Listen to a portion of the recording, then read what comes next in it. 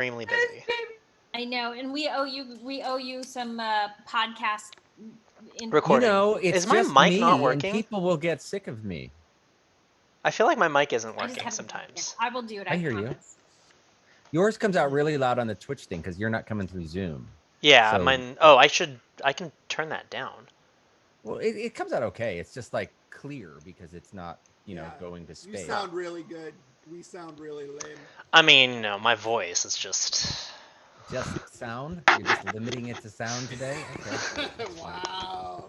That's fine. I mean, there's a whole bevy of senses. Oh, we're live, by the way. That one.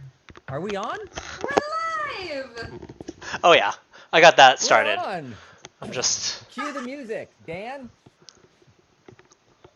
Okay, we'll start. Welcome to Legion D&D, where the crew and the cast and the crew, I'm going to say, nice outfits from Legion M, the world's greatest fan-owned entertainment company, cast away their earthly possessions and play Dungeons and Dragons. I'm Dave Hampton, your uncertified DM. Welcome to this week's episode. News first. So we have our first Twitch stats in, and obviously everyone's like, oh, how are we doing? I'd like to say that we have gone up over 1 million in our rank, right?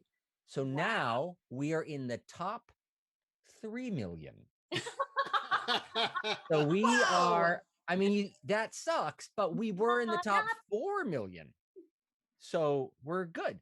I mean, we're getting somewhere. And our average viewer rank, I don't know what that means, is just about 750,000. So there are basically, Twitch feeds with followers that are larger than countries that it's kind of pathetic. But also I noticed that we should really switch to Tuesday or Wednesday because we have like twice as many followers on Tuesday and Wednesday. It's probably because Critical Role is on a Thursday. Yep. That would make sense. Yeah. Competition. Right. Yeah. So I'm going to just skip past the normal stuff. Taylor hasn't yet set up YouTube. Well, Confirm how can I possibly do that? We have to rehire Scott. Confirm or deny. Okay. What? Mandy has made no progress on merchandise. Zero progress on the merch front. Actually, Terry- negative progress. Right? Terry still has a shit computer. Yeah. So we're moving through those quickly, and we're going just straight. Is there a WonderCon update?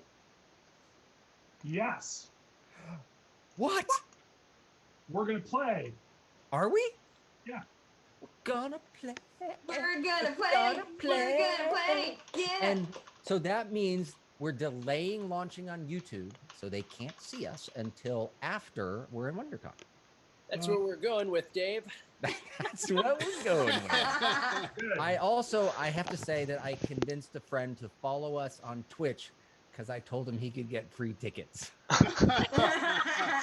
So he might be angry at me afterwards, but these are things we do to each other. And then corrections, this week's corrections of things that I did wrong. And I think they're great because they help us learn, especially myself. So there's apparently a big gray area on using hit dice while you are not conscious. One of the rules says, you use the hit dice during a downtime when you're relaxing and doing stuff like that. And the logic is, well, if you're unconscious, you're not like tending to your wounds. You're just sort of bleh, right? So we're going to rule from now on that you must have at least 1 hit point and be, awake in order to heal or roll hit dice on a short rest. Also, this made me feel good because it actually hurt Pele.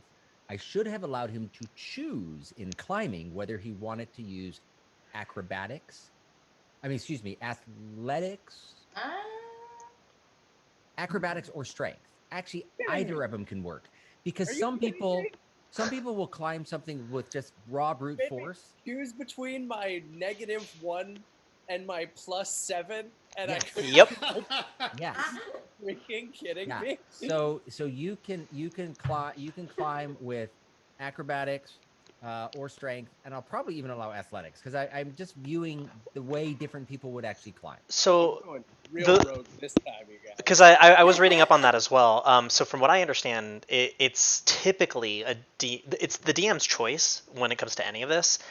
But typically speaking, it's athletics or acrobatics because athletics uses your strength to athletically climb, and acrobatics is more like a parkour where you're kind of like jumping around but- and grabbing. But I gotta through. say one thing of why I think strength should be allowed.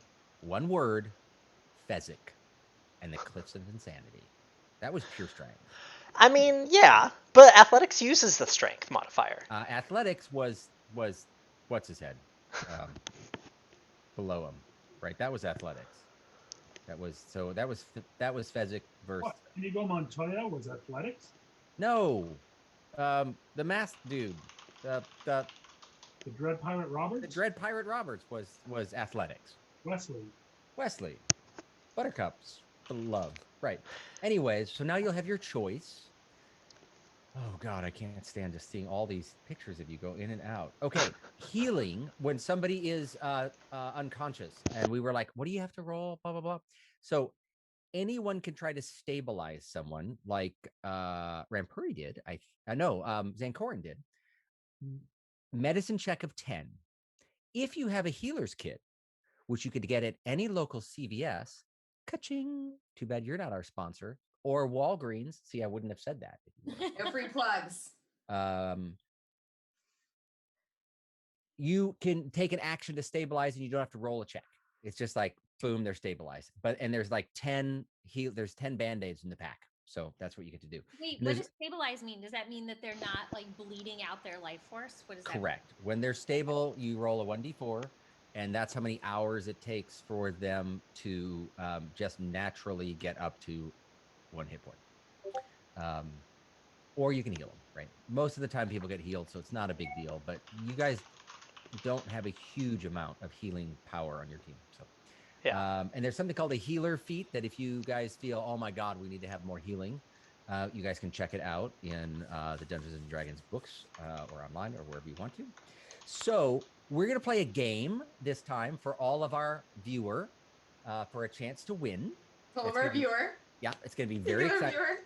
Do we have any viewers right now? We have 2. Oh, 2. Okay, great. This is for them. Hey, So I'm one. here's how the game is going to work. I am going to give you a word, right?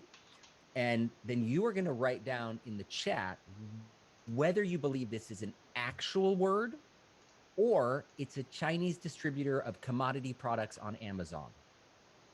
Here for it. Got it? So Okay. you will just, I'll say the word and then you type in either word, because you think it's a word, or distributor, right? Already, the word, and we're not going to give you the answer now. We're going to give you the answer. I learned this on radio at the end of the show. Oh, We're going to tell you who won. sneaky. Okay. Stay tuned. Okay, so the word, and then you got to be fast because we know you can look it up. So it's the first person that does it. So, okay, the word is biggin. Is that a word or is it a Chinese distributor of a commodity product available on Amazon? Biggin. Okay. Then what do they win? Do we have any merch we can give out? My love. Sticker. I have a battery. Okay. Here's what you have. Whoever wins gets their choice of Rampuri's battery, or I will print out a picture of my LinkedIn profile on my Epson printer and I will sign it for you.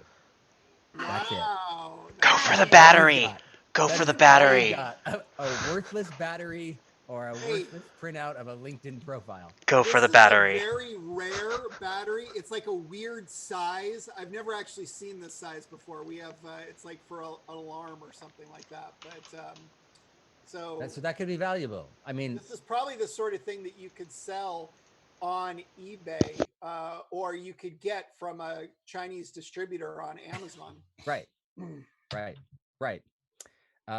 Okay, so we're gonna do our intro of the week. Terry, Ooh, me? who are you? What do you do with Legion M, and how did you get wrangled into D&D?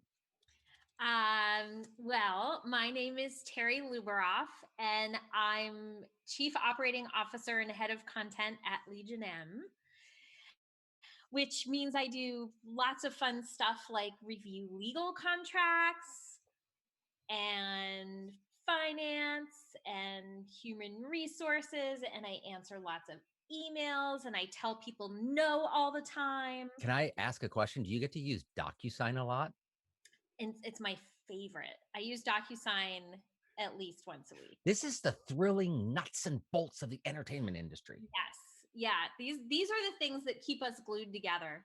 Right. And then I also get to work on all the creative stuff. So I work with David and Michelle, and we do all of the development for the company and the producing, and we write notes on scripts, and we interact with writers and directors and try to put projects together and package things, and then we take what we've put together and go out and sell them or find financing for them.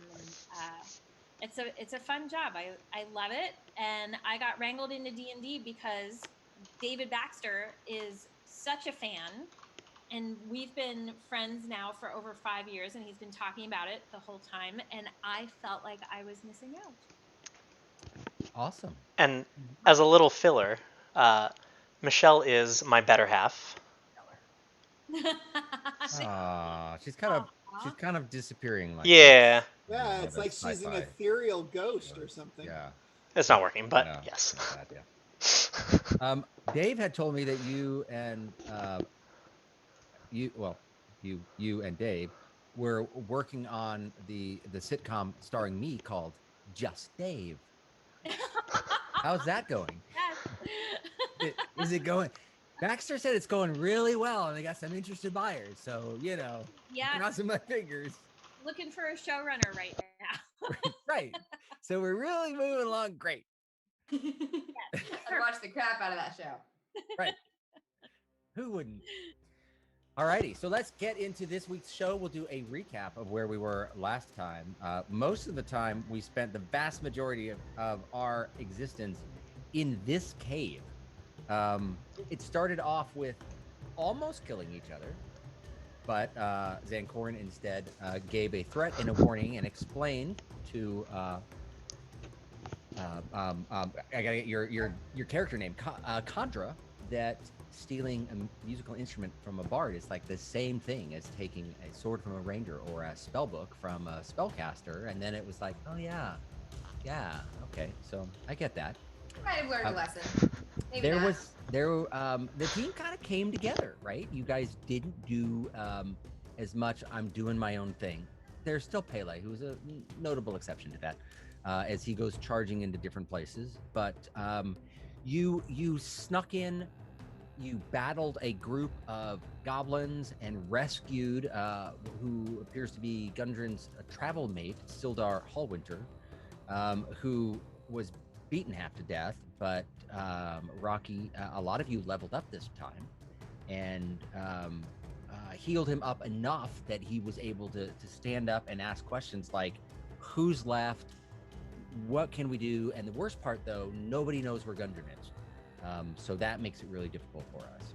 So that is where we left off.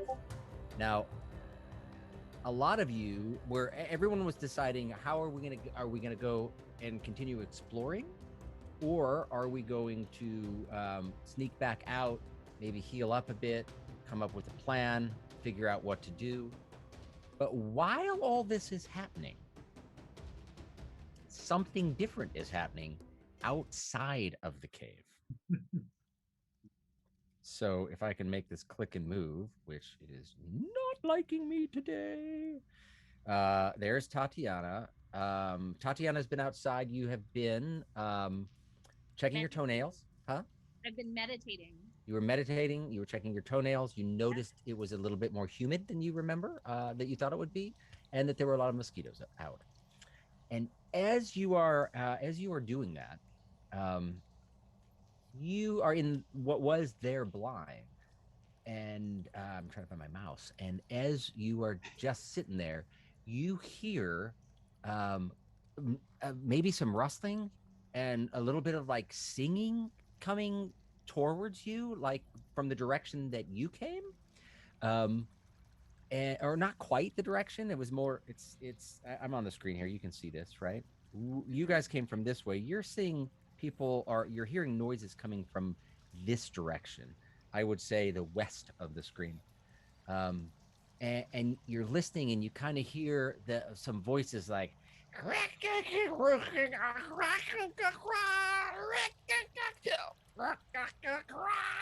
You peek through the shrubbery, still well hidden, and you see 3 goblins drunk off their asses, tugging 2 live goats along with them,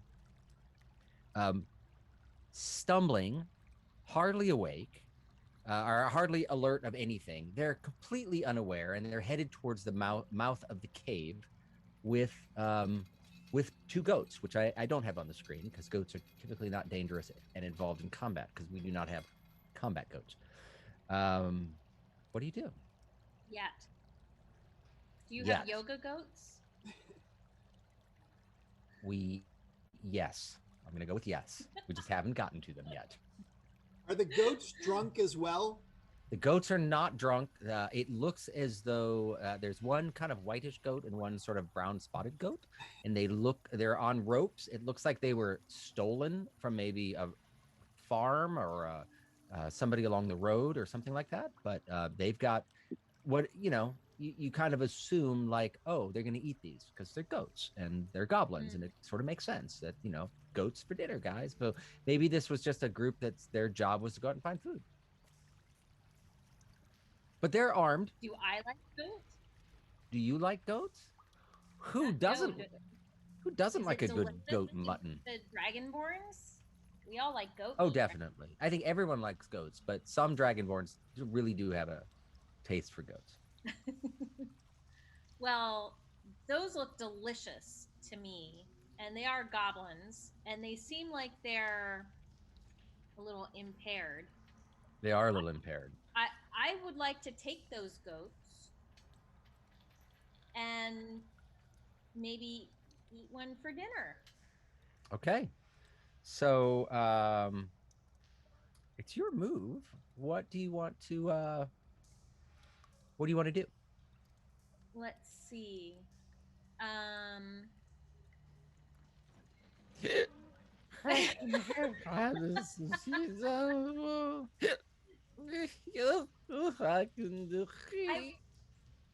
feel like I can't kill them because they haven't done anything to me, even though they're goblins and they deserve to be killed. Right. But I think running up to them and doing an unarmed strike, just like bonking them on the head, and then taking the goats and running away sounds like it could work. And if they're that inebriated. Maybe. I mean, they still have bottles of whatever it is they're drinking on them. What? So, yeah, they're like drinking. I know I'm not the best singer, but I was trying to imply 99 bottles of beer on the wall. And they're at maybe 90, right? So they got quite a bit left in, and they each have one, probably also stolen. You have no idea what's in there, but it's clearly gotten them drunk. Yeah. It's awesome, and I want some of that for me. Okay. So I want to go to there. I want to take their goats and their booze, and then I'm gonna go have a party. Okay, so are you whipping around the end here, and like coming up around here and charging at them? Yes, I'm just gonna surprise them. I'm gonna charge them. I'm gonna. Okay, and you're going to try to scare them. So the first thing that you're going to do is it would be an intimidation check to see if you can cause them to be scared and run away. And if not, then maybe a battle ensues. 10, 15, 20, 25, 30. So you get right up to them. Mm-hmm. Okay. Should I roll intimidation? Yeah, roll your intimidation check. I'm going to see if it shows up on the log. It did. Oh, wait. Instead of rolling intimidation, can she just try and intimidate all of us right now, and we can evaluate it? Yeah. DM's discretion. Totally. Your Okay. call, Terry. Well, I rolled a 13. They are Actually, a 9 plus 4 because I have. Yeah. It's on the log. It showed up perfectly. Intimidation check. Oh, Yeah. fabulous. 13. So I'm gonna roll one here. It's not working. Do all of these show up? Alrighty, so I don't know if they all showed up, if it's in the game log or not. It is, but I'm just pretending each of them was rolling. And the only person that you scared was Carissa in the front here. Carissa is like, but the rest are like, and they see you, an enemy. They start reaching for their swords. Carissa is like taking a step back. She's a little bit frightened right now, and she'll probably step away when her turn comes up. But why don't you roll initiative? It's just you. You don't have any help. They're inside talking to Sildar. All right, let's do it. Initiative. Oh, that wasn't initiative. That was wait, I rolled the wrong thing. Right. That was an intelligence check. That's awkward. That's telling. I rolled low on an intelligence check when I tried to roll initiative. Wait, where's initiative? Kind of middle of the screen in a unique looking box near the top. Next to armor class. Oh, I found it. There we go. There we go. An 11. 11. So cool. It tells us. Like everybody can see it. I know. It's awesome. Cool. All right. So the sad part is they rolled pretty well. Carissa she is scared. So she is currently holding the goats. So she is actually just running away to get away from you because you scared the bejesus out of her. So her and the goats have left, and you don't know where they are. They ran off into the woods behind, but it is now George's turn. And George is angry. He steps up to attack. Now, he is drunk, so he rolls attacks at disadvantage. So that doesn't let me... Oh, maybe. They said they were going to turn this on. Let's see if I can roll attack on this. I cannot. So I am just going to... You're going to see 2 D20s roll, and I am going to pick the lower one. He's using a scimitar to attack. Yeah, a 2. Plus 4, 6. I'm guessing... He loses his footage. He's totally drunk. Doesn't even get near you. What's your armor class? My armor class is 15. 15, yeah. Doesn't even come near you. It's like, strike one. Nothing. Trip comes running up. He lifts the scimitar over his head. He's going to bring it down on you. Well, bring it down on your knee, because that's about all he can reach. But still, if it hit, it'd be painful. Also rolls at disadvantage, so I'm going to take the lower of these. That'd be a natural 1. So side note, I got this great thing of what happens to somebody now on critical fails. And just so you know, one of the possibilities, if anyone gets a critical fail, is you shit yourself. So this is awesome.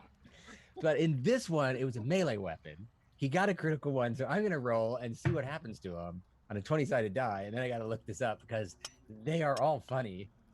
A 2. Great. He is, he's going to try to attack you with it. He slips on the way down, and his scimitar just shatters. He is now weaponless. He's just got a stub of a weapon, like a dagger-length type of weapon. And that's it. He's weaponless in front of you. It is your turn. Wait, did we hear any of this? No. You guys are inside. There's running water. You're up around a corner. Yeah. Tatiana. Shake my head and smirk because clearly they don't know who they're dealing with. And they're so drunk, they can't even hold their own weapons. They can't. It's really, they disgust me. But I'm still not going to kill them outright because they are so inebriated. I think I'm just going to do an unarmed strike, which seems fair to me. Otherwise, I would have such an advantage over them. All right. And look, my goat meat came. Nice. Goat meat. Okay, so go ahead and roll your unarmed strike. Which one? Who are you targeting? I am targeting. I'm. What's the one right next to me? I can't see his name. Not George. I gotta lift it up to look. I can't remember. Trip.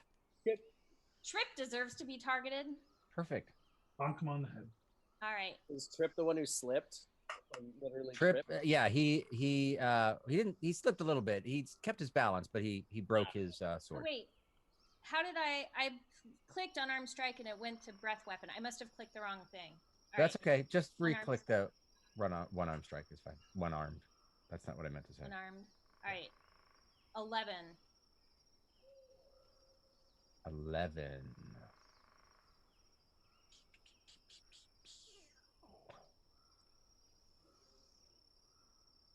I'm bludgeoning him. And that's with your. I'm pulling up the game log so I can see it. Unarmed strikes. Ooh, 6 + 5. That is not the best roll. No. So you go back, and he is so drunk. He stumbles back, but as he stumbles back, and your fist comes down at him, he just had managed to back out of the way. So nothing but air. You have an additional. You have 2-weapon fighting, I believe. 2-weapon fighting, which I allow that to be 2 unarmed strikes because it makes sense. You have 2 hands. So you can take a swing at him with the other hand if you want to. Okay. Okay, go ahead. Ooh, 21. You reach back after you miss him. You step forward. Your fist just slams into the side of him. What type of damage does that do? Let's see. It says bludgeoning 4. Do I click that? It's just a straight 4. No need to click. Okay. So 4 damage to him. You clock him across the head, and he's bleeding pretty good, but he's not out or anything, right? So it is the goat's turn, who have left with Carissa, who ran away. And we're back up to George's turn. George is going to take another strike with his scimitar. He rolls at a +4. Let's see what happens. Ooh! He steps back as you're leaning forward, and he takes out his scimitar, carves through your arm. That's a 19 to hit. Damage is 1d6 + 2. 6 damage. So I put 6 and then click damage, right? Yes. All right. Well, now I'm pissed. Yeah, I get that. I get that. But it is still Goblin B's turn. All right. Yeah, so Goblin B is going to try to make an attack with you. What's left of his scimitar is a dagger, which he's not that familiar with. So he's just going to do a straight roll. He looks at what's left and holds onto it and tries to thrust forward with it. Another natural 1. Wow. He rolls at a disadvantage, but so I'm going to do that anyway. See if he gets 2 natural 1s. So now we're going to go, end of 20, but he gets a natural 1. He's at disadvantage. And I'm going to point out that you said you were rolling really well because of your first nat 20 of the game, or at the start. I got another one. But you got the nat 1.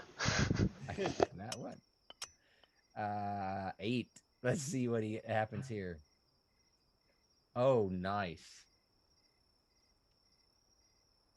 Okay, so he lunges forward with his dagger, still just rip-roaring drunk, falls forward, begins to fall backward, flails his arm, and it heads straight for the goblin next to him towards George. So the attack actually goes against George, which I'm going to attack with. 4, misses that one too. He comes back and it heads straight to George, and George jumps out of the way as he steps backwards. They are a complete drunken mess and have not been able to do much damage to you. However, and Carissa is still out of sight. You don't know where they are. Tatiana, your turn. Well, now I'm super pissed. I unsheath my double-bladed scimitar, and I'm going to use it against these fools. All right, so let's pull out. Let's take a look at your double-bladed scimitar. It is used two-handed.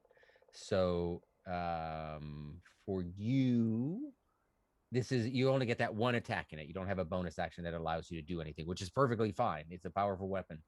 Go ahead and roll. Who are you targeting? Which one did I hurt, or which one got hurt before? Trip is the one that's hurt, the one closest to you. Trip it is closest to me. Yeah. Let's do Trip. Let's do him. Let's do him. Go ahead and roll. All right. He is. You fool. He is 17. 17. Trip is finally looks back at George, who he almost stabbed, and looks up at you, and his face just goes white as this scimitar is crashing down on him. And go ahead and roll damage.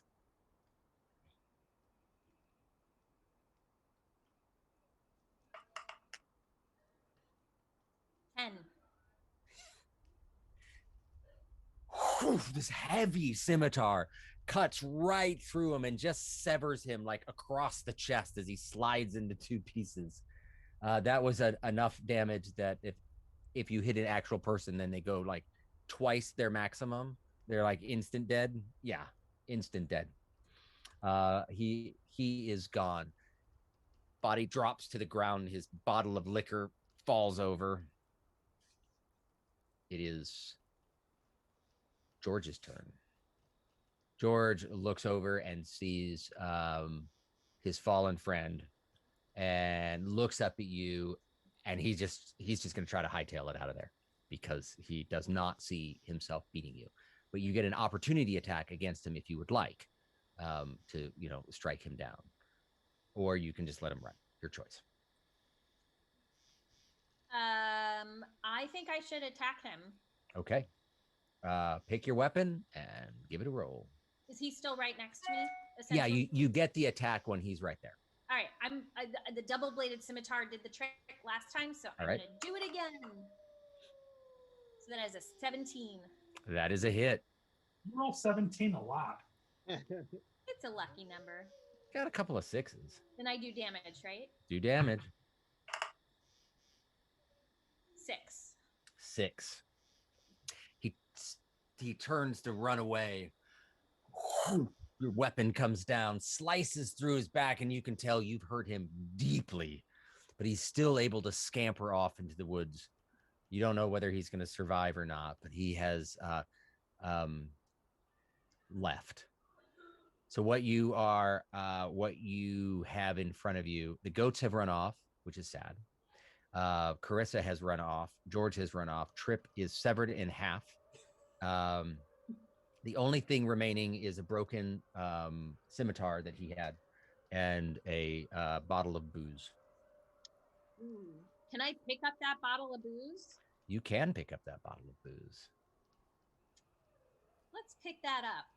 Okay. It'd be a healing potion.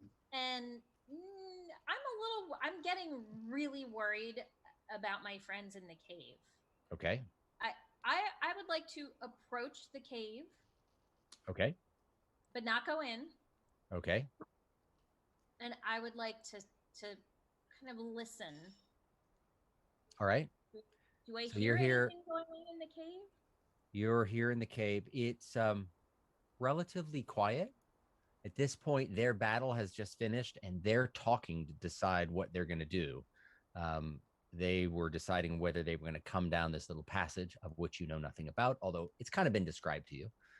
You know that off to the right, and you can see in just enough of it that there's some steps up, and you figure, well, that's probably where the dead wolves are. And up on the left, do you have dark vision? Nope. Up on the vision in the dark. You what? Terrible vision in the dark. Terrible vision in the dark. I blame my mother. Right.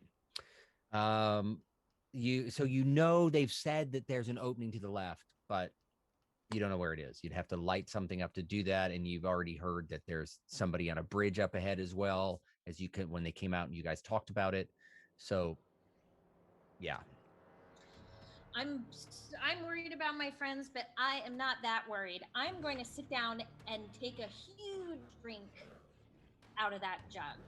Okay. One huge drink. If you're trying to get maybe another couple drinks. if you're trying to get tipsy, yeah, you might be small and dainty for a dragon boar, but compared to everyone else, you're one large woman.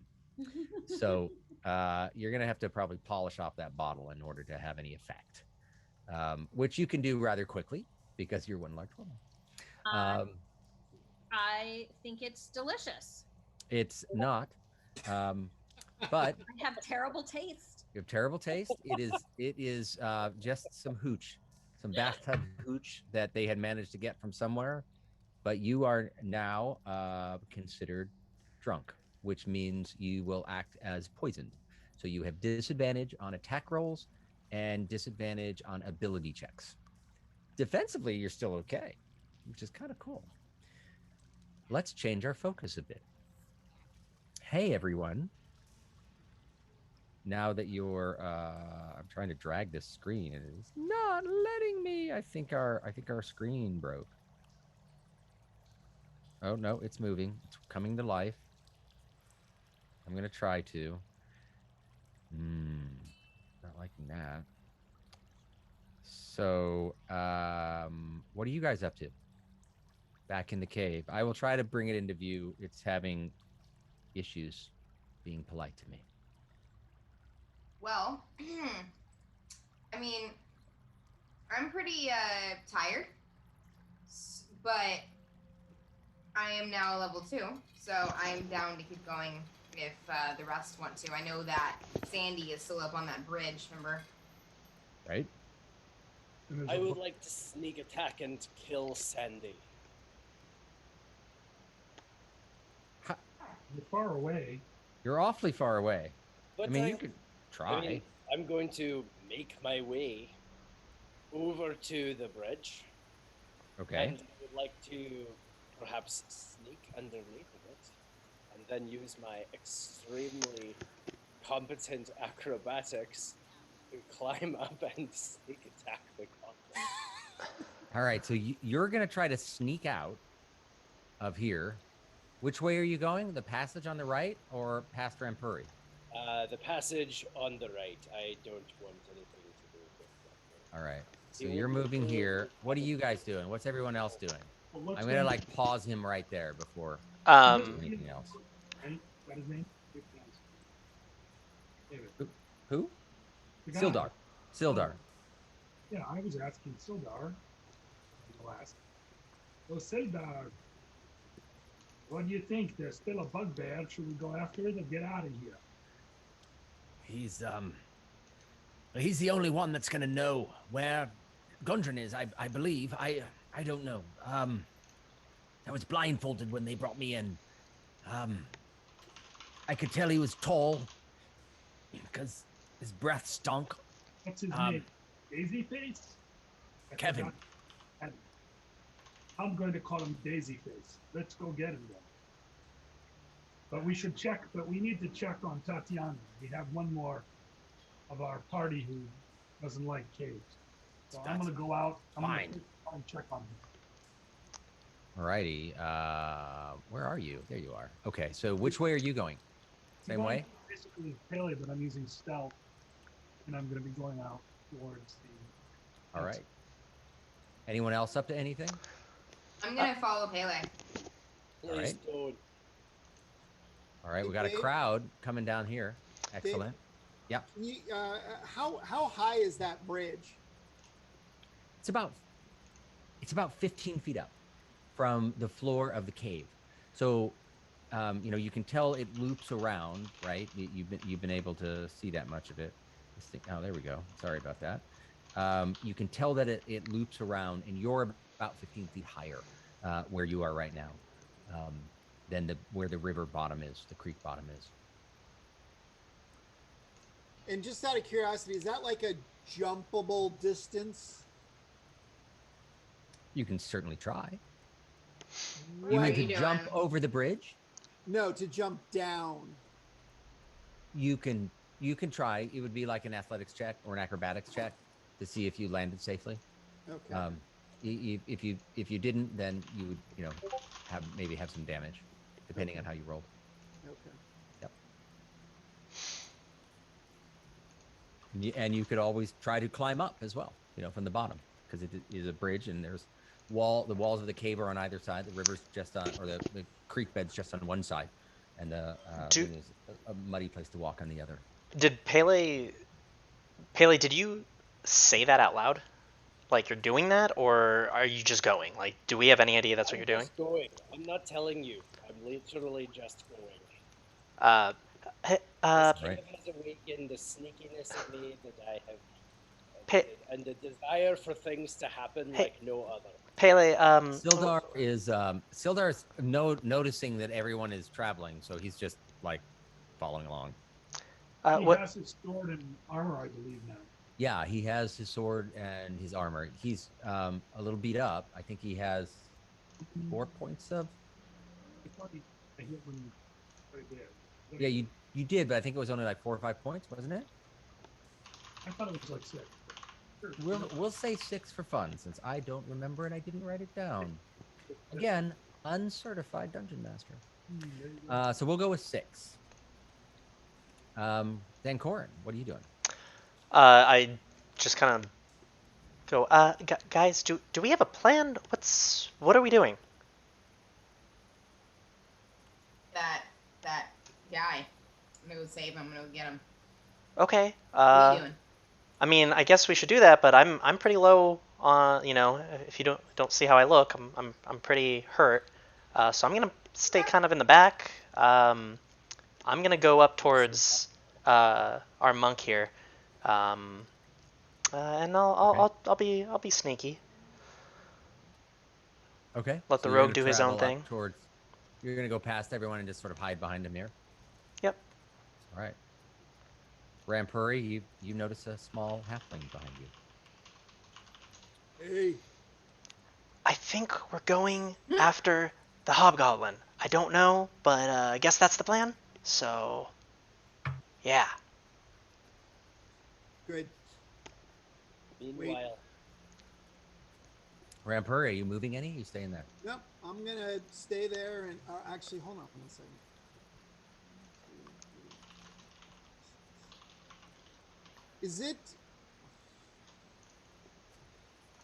Is it possible for me to move forward? It looks like I could move forward a couple spots.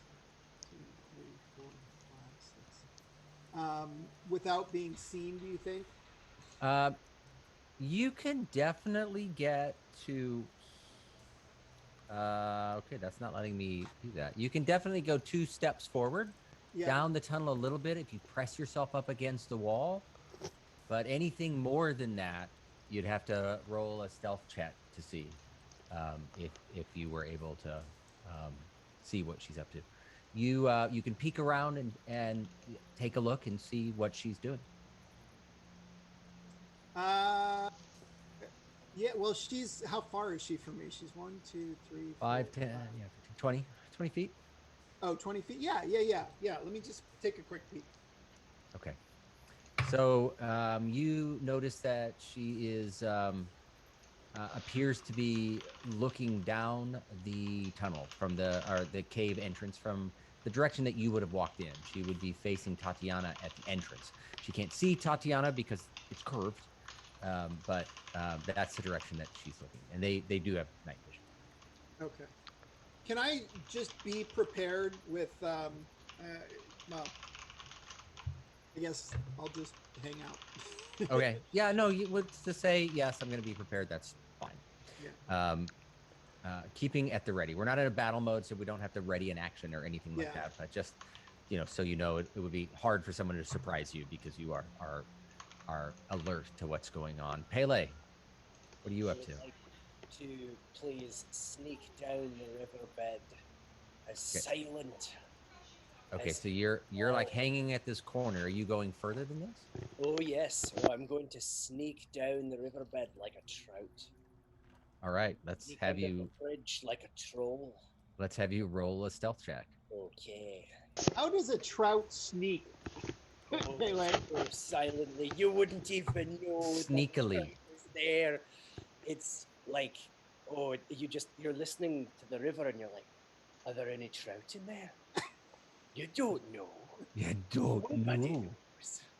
Okay, well, let's find out. Let's see how good we are at sneaking like a trout, shall we? Okay. Sorry, D&D Beyond. And now, so which is it? Stealth check? Yes, it's the one that says stealth. Beautiful. Oh, and that's a 19. 19. All right. Well, this critter is on guard and doesn't notice you at all as you sneak under. You're going under the bridge? Underneath the bridge to So the far side of the bridge, so that I hopefully with my dark vision notice that he's looking down the tunnel. So as I slip beneath the surface and swim like the snakiest trout you've Well, you can't really be underneath the surface. It's only about 3. You could. It's about 3 feet deep. I You managed could. to somehow do this. So Right. anyway, So you've trouted your way underneath the bridge. my way down the stream. I'm an aquatic half elf. I found Yeah, a way. you got this. Found a You way. got this. So now you're under the bridge. Yes. He is about 15 feet above you. Is there anything that I can see downstream from my current vantage point before I Further up into the tunnel? Indeed. With my dark vision, is there anything I can see that I can gain any information, any insight before I pull the greatest assassination in all of Goblin? Funny you should ask, but yes, there is more of a cave. And as you get into a better vantage point, you are able to see. Well, certainly the stream's coming from somewhere. Yeah. So you're able to see a little bit more. I think you guys can see that there. Move this over. Yeah, you're able to see a little bit more. It's louder here, like you're hearing a waterfall or something like that. But 5, 10, 15, 20, 25. Yeah, that's about what you can see. It kind of fades off over the edge. Boom. Kind of fades off over the edge right about this area. Yeah. That's about how far you can see. Dark vision, does dark vision give you 30 or 60 feet? I believe. Features and shades. Dark vision gives me 60 feet. 60. Okay, so let's extend that because you're actually at a pretty good vantage point. Oops, I did not mean to do that. Let me move this over a bit. And that's not what I wanted. I really need to learn the shortcuts on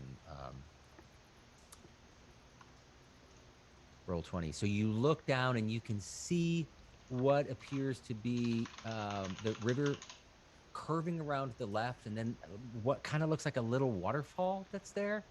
And you can see above that a little bit, but from your angle, it just sort of looks like flat area, like some water trickling down here. Nothing major, but you can see back into this back wall that's over there from your angle. Yeah. And that is about what you see. Interesting. Well, so not to dominate the game, but I would love to leap up to the bridge and pull Sandy down, and on the way down as I land a stab. That's a lot of wish. A lot of things. I'm only what's going on in my mind, and I'm not sure what I'm allowed to do. So you let me know what has to happen. I get the vision of it. So you started off still in that corner, right? So you've already moved your 30 feet. So you can not really move much more. And you can tell that Sandy is above you, but you can't see her anymore. Non-combat what? We actually started combat. No, you haven't. So let's go back as other people are doing things at the same time. Rocky, what are you doing? Well, I'm walking down that road with my longbow out, and happen to see that goblin, I'm going to shoot it. But if I can't see it, I'm going to keep going out. Okay, you don't have dark vision, right? No. So you get to right about here. I'm assuming you're stealthing. Give me a roll. 5, 10, 15, 20. You're 20 feet to about here. Go ahead and roll a stealth check.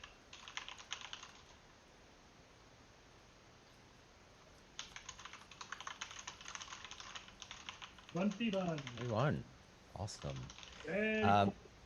You look up towards the bridge where you know the bridge is, but you don't see anything. You don't have dark vision.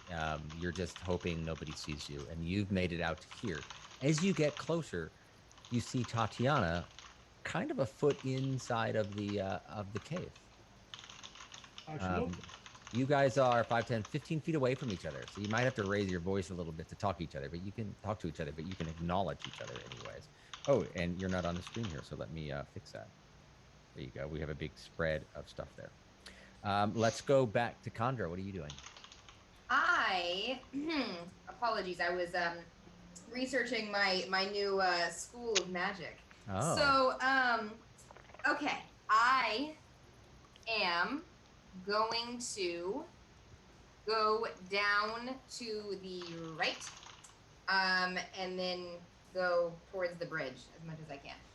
Okay, let's see what you do.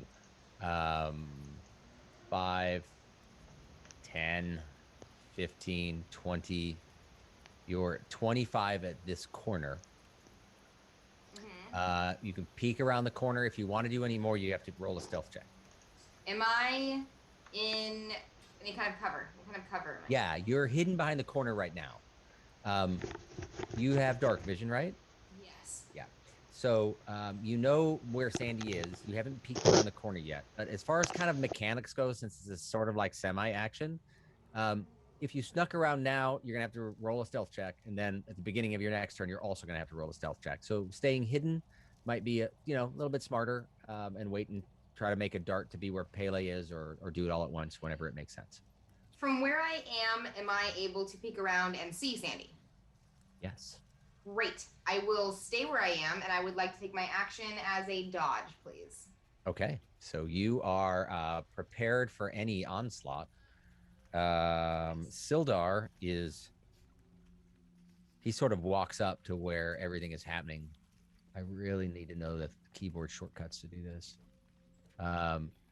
He peers down the hole that you just crawled down. He looks down it, and you just hear him go, "Fuck that!" And he walks up this way, past Zancorin, and he just hangs out a little bit behind Zancorin. What's going on? Well, from what I know, there's a goblin on that bridge. I think Pele is about to do something to it, probably kill it, and I think we're just going to try to... you would actually know that from your perspective. You don't know that Pele's there. Oh. Nobody knows that Pele's there. You see around Right. I can, don't I? You know he's under there. Yeah. With my monk powers. With your monk powers, you've determined that Pele is under there. Yeah.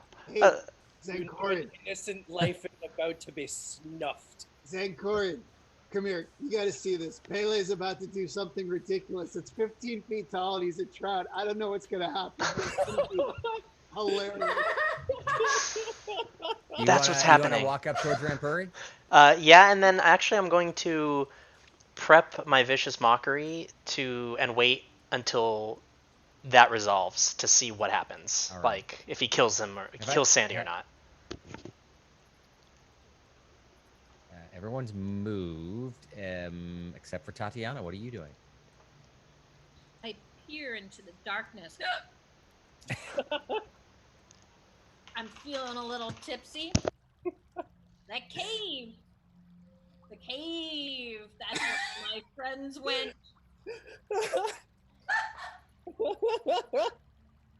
Who's up there? I see someone. Who is that? Hello? Rocky's frozen. Oh. I'm not. I'm right here. Hello? Tatiana's calling out to you. I'm very quiet. I just put a finger up. we supposed to be quiet? Uh-oh. You know- I am so going to go in this cave. I'm so going to do it. I'm going to do it. Let's go meet Rocky. I'm doing it. All right. So you've made it up to there. I think it's very dark in here. Rocky, should I put on a light? Yeah. Is it safe? 9. But I should still put it on? Yeah. Makes it easier to fight. Ah, You got a bugbear to kill. I love fighting, but I'm really shitty at it because I just got hit by a goblin. I wanted their goat meat because it sounded delicious to me. I'm starving, and they ran away. I'm so pissed. Is she cut up? Do I notice that she's damaged? Yeah, her arm, you can tell her arm is like bleeding, and she's tried to heal it up a little bit. It's not too bad, but it's not too great. Hold on a second, and then I'll use my last spell and heal her. All right, go ahead and roll your. I'm not sure how your spell works. Which spell is it? Cure wounds. Okay. 1d8 plus 2. All right. Go ahead and roll. 8. 8. As you cast the spell, this sort of warm glow of this amber light comes out of your hands, and as you touch her, it spreads over her, and you can just see her wounds heal up. And then the little subtle glow goes away. Tatiana, you feel like, oh, this is great. I feel this feels better. How much healing was it? 8. 8. So go ahead and hit 8 and heal on yours. Oh, that's awesome. That should get you up near the top, right? Yeah. Awesome. So you're feeling a lot better. You are no longer bleeding out. Soberize her as well. You guys are both still drunk because in other words, she's still drunk. I feel so good. I get a rude awakening for someone who's afraid of caves. I'm gonna beat the crap out of this cave. You guys Awesome. are standing in about 2-3 feet of water that's in there. Let's go back to Pele. Pele, you're looking at the bridge around you. It is not craftsmanship. It is a little bit rickety. Okay. I would like to, with the cunningness of a tree squirrel, leap up the bridge and murder Sandy. Do you have anything that helps you move? It's 15 feet up. I've got extreme acrobatics. I'm going to pull up your character because that just sounds like a line of BS. Little wings on his I ankle. literally cannot get less than a 15 in acrobatics because I have acrobatics plus 7, and thanks to being a rogue, my proficiency bonus is doubled for any ability that I choose, and I chose a long time ago Thief's Tools and Acrobatics get doubled. So There you go. Okay. unless I roll like a negative, getting a 15 on my acrobatics, and it only goes up from there. I want to kill this goblin, and I want Nice. to. So we're gonna say that since we're just about to engage in some sort of action here, let's go ahead and roll initiative for everyone because you guys all might be involved on that. I'm not gonna go ahead and roll for your acrobatics check. That is 11 plus 7, so 18. Well, 18. So you're able to climb up, but it does take the vast majority of your movement. So you are now hanging on right at the edge, right on that little corner that you can see. You've climbed your way up, grabbed it, you've kind of pulled yourself up. Go ahead and roll a stealth check. And I roll a stealth check, and we receive 23. 23. actually, well, I don't know. So the question is, did it when I rolled my acrobatics check, it comes up as an 11. I guess it does it. What? Tell me if I'm wrong about my expertise. So D&D Beyond adds expertise already. So just to give you an idea, So the normal pluses when we're at our level is normally not more than +5, and that's like Right. really high. So getting Okay, that's expertise adds your proficiency doubled. So that's why it's a +7. So it actually automatically adds it. oh, so it's already a 7. Right, So it's so 7, you- so it's not 14. Oh, that's So you rolled an 11 acrobatics. That's still going to work for you climbing up there. yes. It's not particularly difficult. The difficulty was a 10. So, Thank goodness. and stealth wise, she did not notice you. You are perched on that corner of the bridge. Rampuri, Zankoran, and Sildar are back down at the same level, the height of the bridge, at the level that Pele is now. So 4 of you are up at the 15-foot level of the bridge. 3 of you are down below. Rocky and Tatiana are standing in the riverbed, mostly standing, a little wobbly for Tatiana. And Kandra is pressed against the wall, peering around the corner. You are able to see Pele crawl up, but everyone is still hidden. So now we are rolling initiative, and I have to figure out what I'm actually doing on this because did not expect it to go this way. So give me a half a second as well as you guys roll. I will. I already did. Is that okay? Yeah, Yes, did that's you- perfectly fine. But don't tell me yet because I'm not ready to write it down.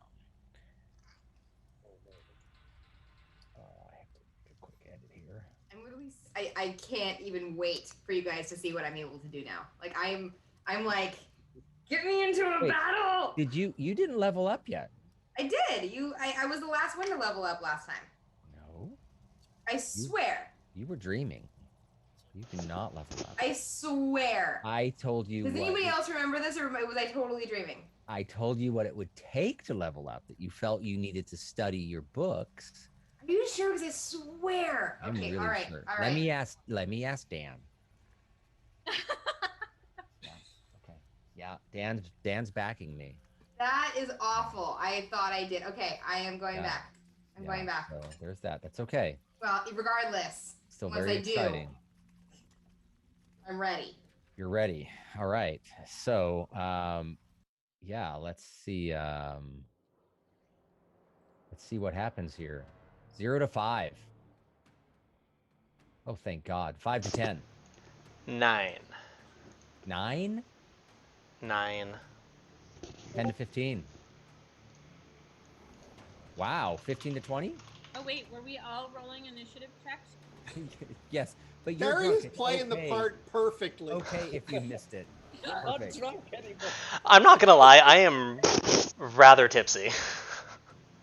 Tatiana rolled a 6, which makes total sense. I could just look at the game log and fill it in, but it's much more fun if you guys tell me. So, 15 to 20? 19. 19. I rolled a 5. Oh, well, we already did that one, but I will write it down. Wow. Okay. Stop moving on me. 5. And who had the 19? Pele and the monk both had 19. Music is too exciting for Yeah, music's too loud. Pele, what did you roll? 19. Rampuri, what did you roll? 19. Okay, I thought I just got them mixed up. And Kandra, I didn't hear you yet. 18. What? 18. 1 8. All right.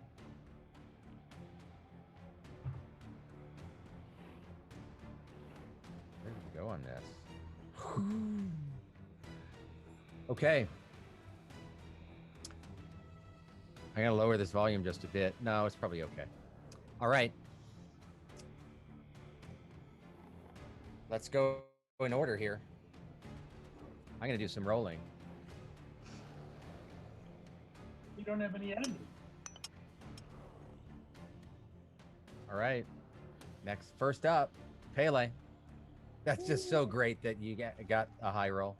Actually, we need to check who's got a higher dexterity, Pele or Rampuri. Pele, what's your? Do we have to roll for it? Or No, it's just on your sheet. I have a Dex +5.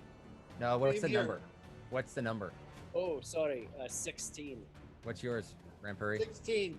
Oh, All right. man. It's going in alphabetical order. Pele, you are first. What do you do? Yes. The first thing I do is I look down the bridge, and I'm curious, is there anything beyond Sandy that I can see with my 60 feet of dark vision? Absolutely. You look down. It's kind of hard to see past her, right? Because she's in the way, but you can see over her because not particularly tall. And you can see just a sort of a little dead end that's here. Well, you don't know if it's a dead end, but I was gonna say, can I yeah, see that you right? just see sort of a wall here. Okay. And that's I'm it. gonna fill in the gaps in my mind, and I think I'm also the only one who knows about the other part of the tunnel too. The other, yes, you're the only one that knows the rest of the tunnel. You've seen more than anyone on it. Cool. Well, I very much would like to try and stealthily sneak attack the goblin. All right. How does that work? I would use my, well, does a sneak attack have to be melee, or can it be just? No, it can be your range attack. You can open up to your sneak attack against her. I would prefer to. Your- Well, in my mind's eye, I would be using my rapier. I would be literally like just sort of popping up from behind the goblin and blah, Well, you- hitting it. So Sandy is still sort of looking down the river. So if you were to jump, you're not going to completely surprise her. But you can certainly attack with your rapier if you want to. So the only way that I could do this is with a crossbow. So the sneak attack, like a true sneak attack. Yes. To get the sneak attack bonus, yeah. Okay, fine. I'll do that. Okay. I'll do that. I'll save a theatrical Targeting Sandy. Go ahead and roll. animation for the next one. So let's see. Okay. I pull Lucky the crossbow from my back, and with because I'm hanging onto the bridge with one arm, I take aim over my forearm and I aim it at old Sandy, the soon to be dead. And I get to roll advantage, right? Because it's a sneak attack or not? I don't believe you get advantage. Okay. So, well, it's a 13, so not great. It's a 13. It's a Let me 13. double check your features.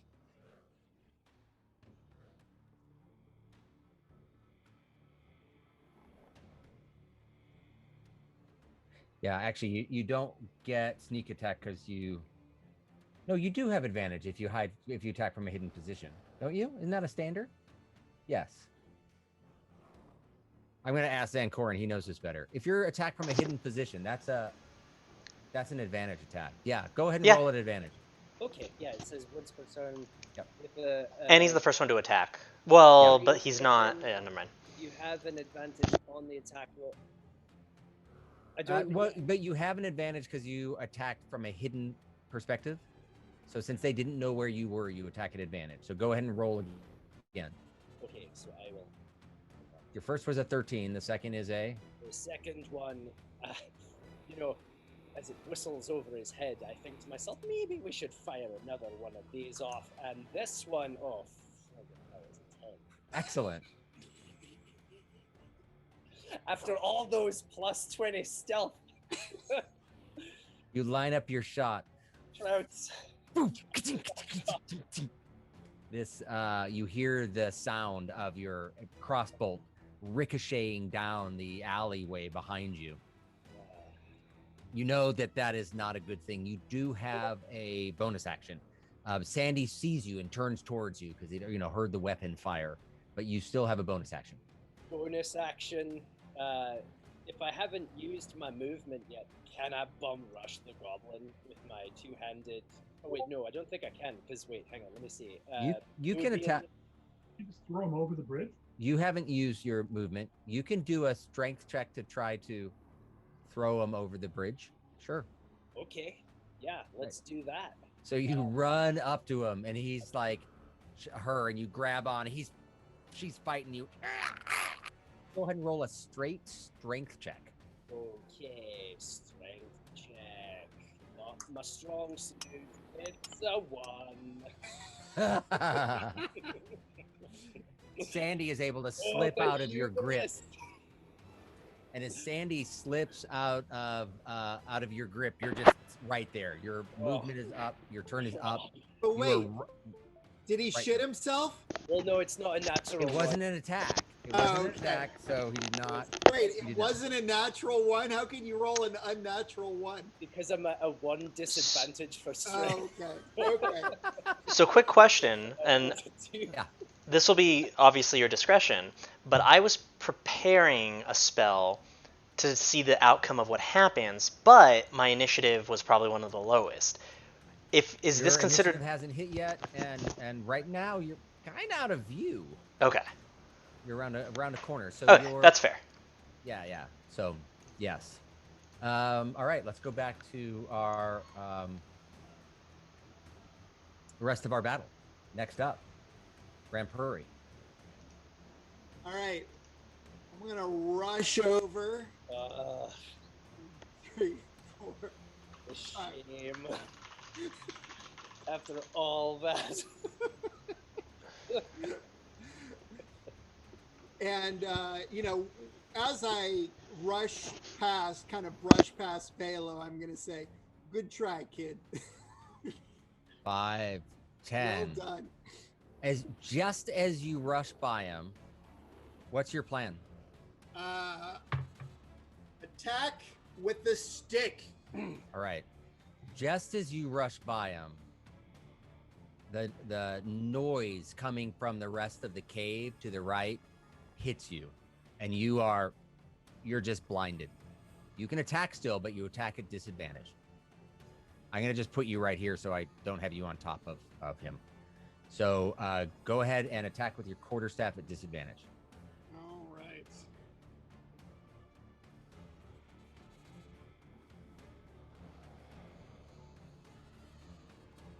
It's like, oh wait, hold on. Well, that was the first roll. Was it? You can do. Yeah, disadvantage. There we go. Roll the stick. Did you rename it the stick? I did. Yes. What was your roll? 12. 12. You reach out and you swing, but you catch nothing but air.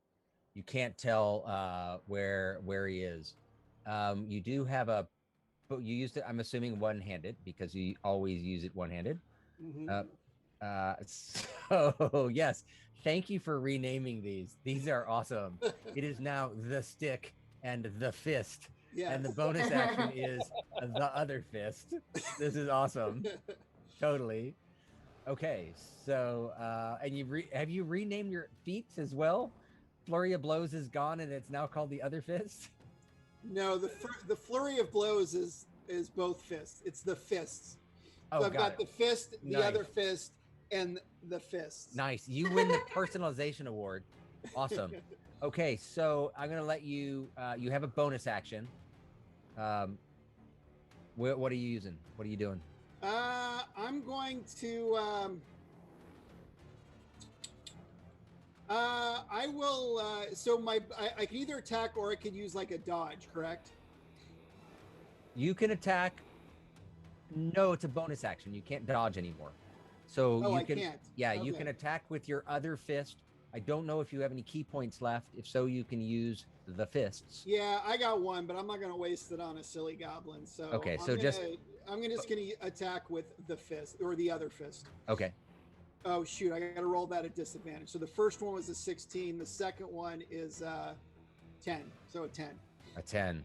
You reach down to try to hit him, and she's got some sort of armor or something on, and you glance just off the side. It's really difficult to make that connection. You hear her. "Ah!"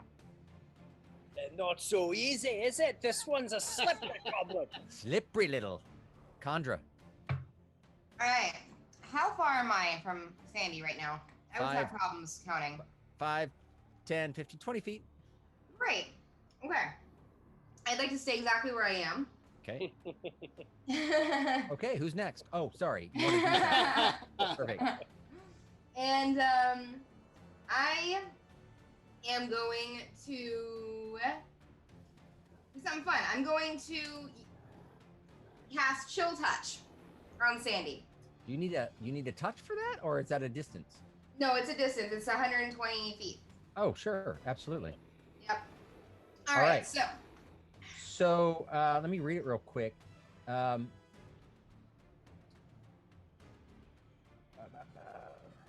little complicated. Okay, that's fine. Yep, go I ahead. just haven't used it yet, so here we go. Yep, that's fine. Plus All 5 right. plus 5 to hit.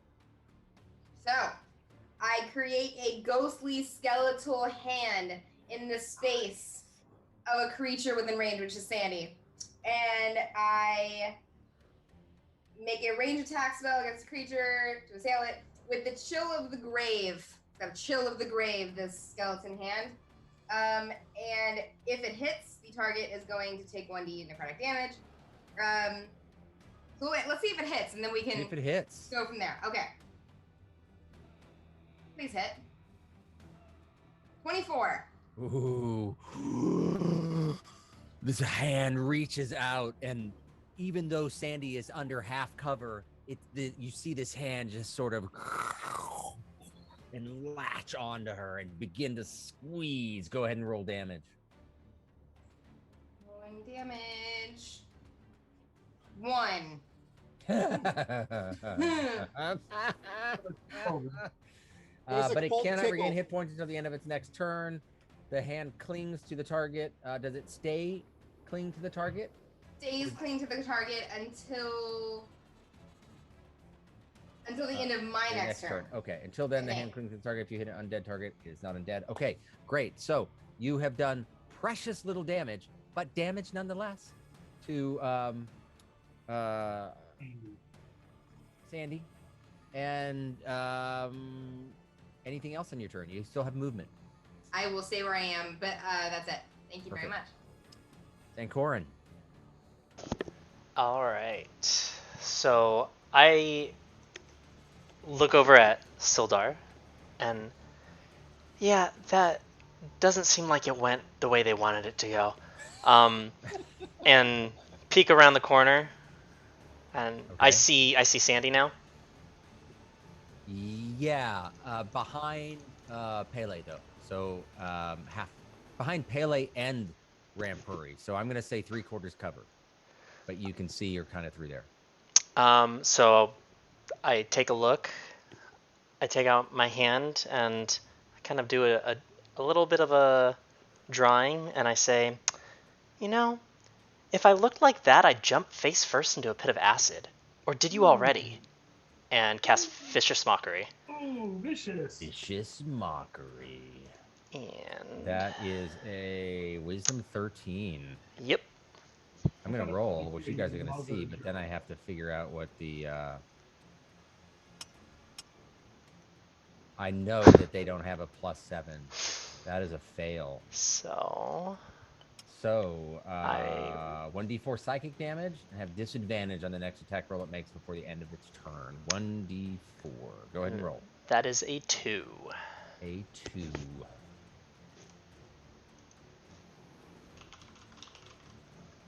Two damage. Okay, let's Tatiana. You and Rocky are at the bottom end.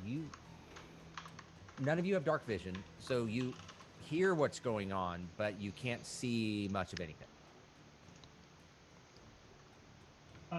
Here's something, Rocky? Tatiana's first. What is Tatiana? Rocky. Huh? Rocky. I hear something. Light a torch. I'm gonna light a torch. You have a torch? I have a torch. All right. Torch lit. What can I see?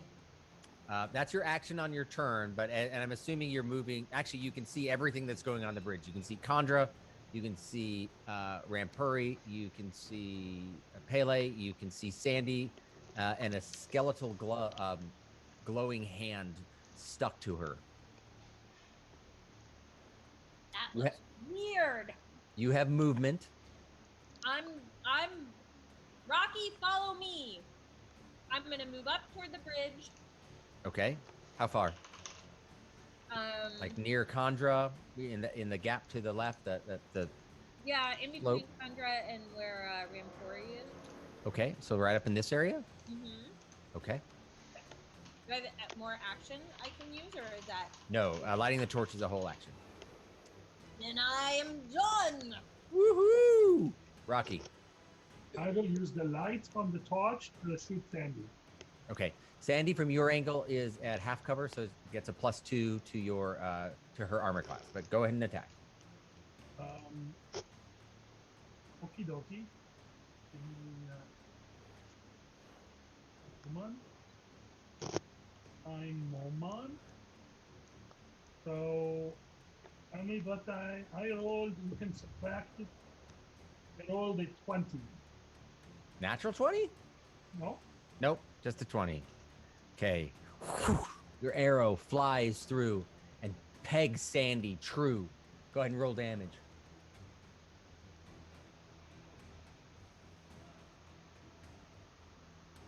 7.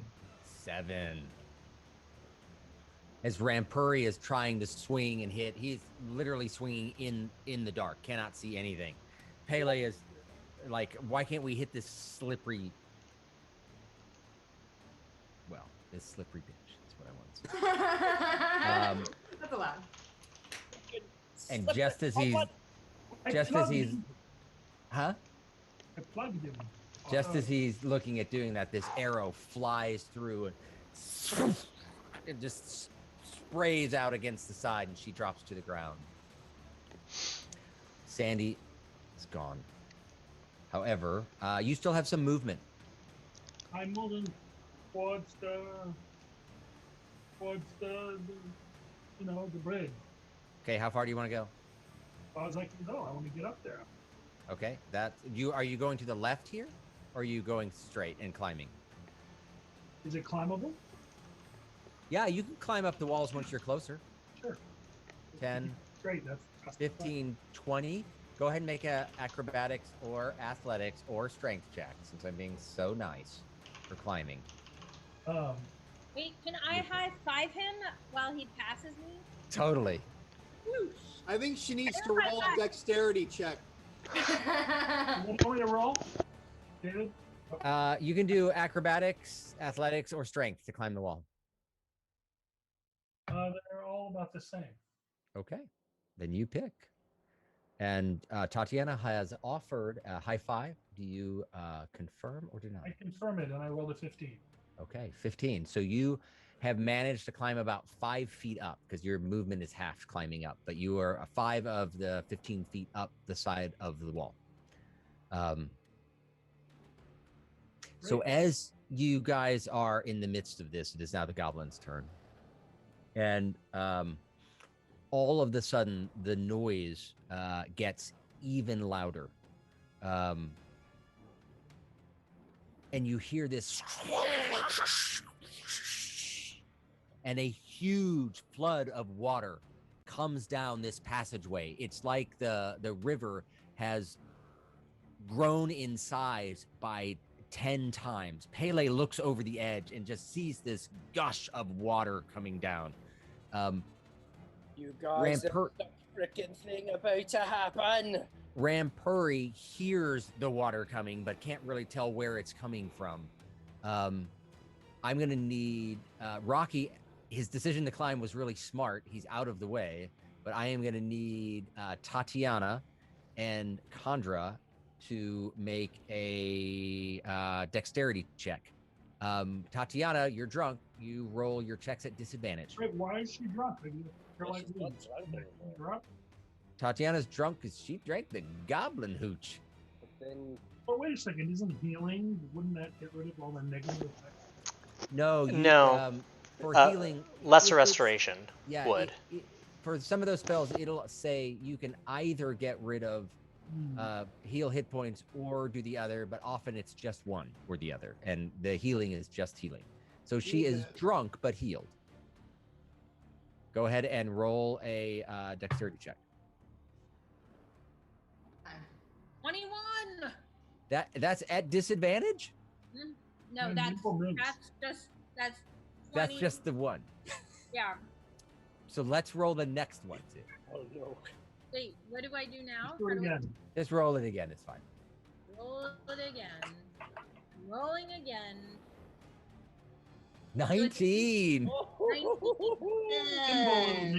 Yes. I got Okay. She stumbles drunk, and there's that level of being drunk that you're actually slightly more coordinated, which just seems to have hit, and she's able to stabilize herself as this just gust of water goes through. Rocky, what did you roll? I didn't have to. Oh, Condra. Condra, sorry. 20. 20. Great. You're able to jump up out of the way as this flood of water goes past you and then begins to recede. I would like to casually kick the corpse of Sandy over the edge of the bridge. When it's your turn, Is it- you can do that. Is it? No, I thought combat was over because Sandy's dead, right? Or no. Maybe, but combat isn't over Okay. because now you will know this because Kimberly, Oh, crap. who was hiding behind this rock, pokes her head up and Oh, targets no. you with a short bow. Pele. I hope you have hit points left. Oh, I've got all of them. It's a natural one. That's what It's time happened. to go to the critical fail board and roll the Did she shoot d20. herself? Huh? Did she shoot herself? It's just going to be whatever it says on it. I'm not even picking. 3. Great. Reaches back with her bow. Snap. Bow snaps in her hand. Bow is worthless. She's got a quiver in there and she's like, and ducks back down out of the way. But she is now short bowless. I scream, "Hey, you guys! There's another goblin!" Let me see what else I'm going to do here. Okay. Also hiding behind a rock. Oops, here we go. Rachel leans over to the side, also with a short bow, also targeting Pele, really the only person that they can see at this point, and fires a shot. Sweet. 16 total. What's your armor class? I believe it's 14. It's 14. 14, that's a hit. As you're laughing at the first one, this other arrow you just see catch just a bit of your eye, and you're like, My eye. I mean, no, it doesn't hit your eye, but just you catch it out of the corner of your eye, and you're like, Oh, okay. oh crap! Holy shit. This comes through, arrow, right into your arm. Oh, not my favorite arm. Oh, Your favorite arm. That does 3, 4, 5 damage. oh, Ooh, bollocks. Frickin' 5 frickin' damage. God, stupid goblin. Frickin' goblin. Pele, your turn. Oh, well, now I'm out for some goblin revenge. Actually, question, is Sandy still alive? That is it. Sandy is dead. Okay. Oh, let me deadify her with the dead icon. Good to know. Okay, well, I scream, there's 2 more of them! One of them's got a bunch of arrows and... I'm really starting to feel all of the pain and everything and the chaos from the battle that I didn't expect. Right? I start to think to myself, oh, I've got this weird feeling in the back of my throat. What the hell is that? This is no time for it. It's like cherry soda. I don't know. It's like an Alka-Seltzer tablet. I just don't know. Bubbling in the back of your throat. The back of my throat. I don't know what is happening, but it always seems to happen around the second roll of combat. So anyway, we roll a 1d4 and see what happens, I guess, and it's a 3. The 3, you're fine. I spit it out right on the corpse of Sandy, and then can I? You know, I'm just like, you know what, these frickin' goblins. And so I is it's which is in or which one's in range? They are both. Well, I guess I was in range for them. Yeah, they popped up and fired at you. They are both at 3/4 cover behind those rocks. So let's see. I am going to hypothesize that this tunnel over here will connect. And so, if I was to go 30 feet, would I make it around that corner, or would they still be? Let's count it. 5, 10, 15, 20, 25. Yeah, you'd kind of clear that corner a bit. Would it be simpler for me to do an acrobatics, like jump down into the stream and then get No. around the corner to see it? No, because you're gonna have to roll to see if you land safely. And that's gonna take a chunk of your movement, and then your 5, 10, 15, 20, 25, 30 if you, and you'd be still at a half cover for her. So yeah, your best chance is running straight. Okay, well, I turn to Rampuri and I say, I'm freaking over these goblins. I'm going to go down this tunnel. Okay. Actually, I'm going to give him a bit of information, and I say, I'm going to go down this tunnel. I think it connects to a set of stairs around the corner. There's 2 goblins and a bunch of estuaries in the cave. So just keep a weather eye about you, and then I just go. Oh my god! And I'm going down the end of a tunnel. 15, 20. So I'm going to put you right here so you can see a little bit more of what's in there. I can just wipe out this whole section.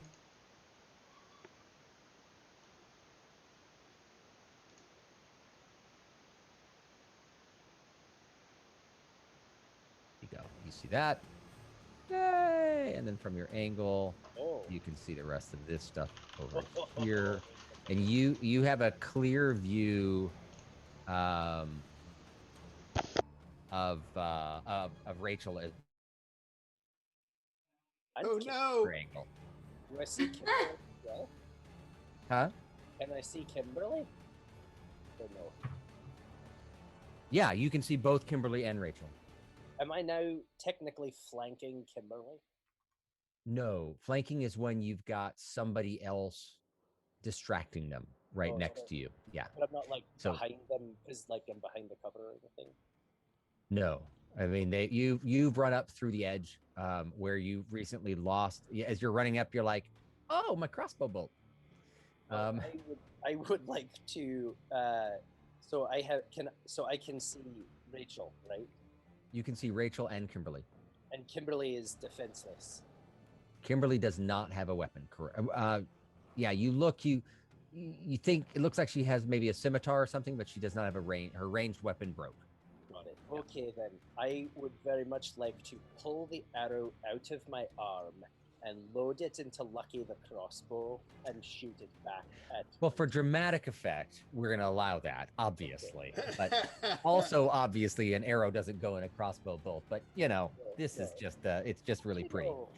So we're allowing that today. Right. Great storyline. Who are you aiming at? Rachel, please. The one who named me. Poetic justice. All right. Go ahead and roll your attack roll. Okay. Lucky the crossbow shoots a nifty 15. 15. That is just a hit. This arrow aims towards her. She's looking over at you and roll damage. It's a 5. 5 damage.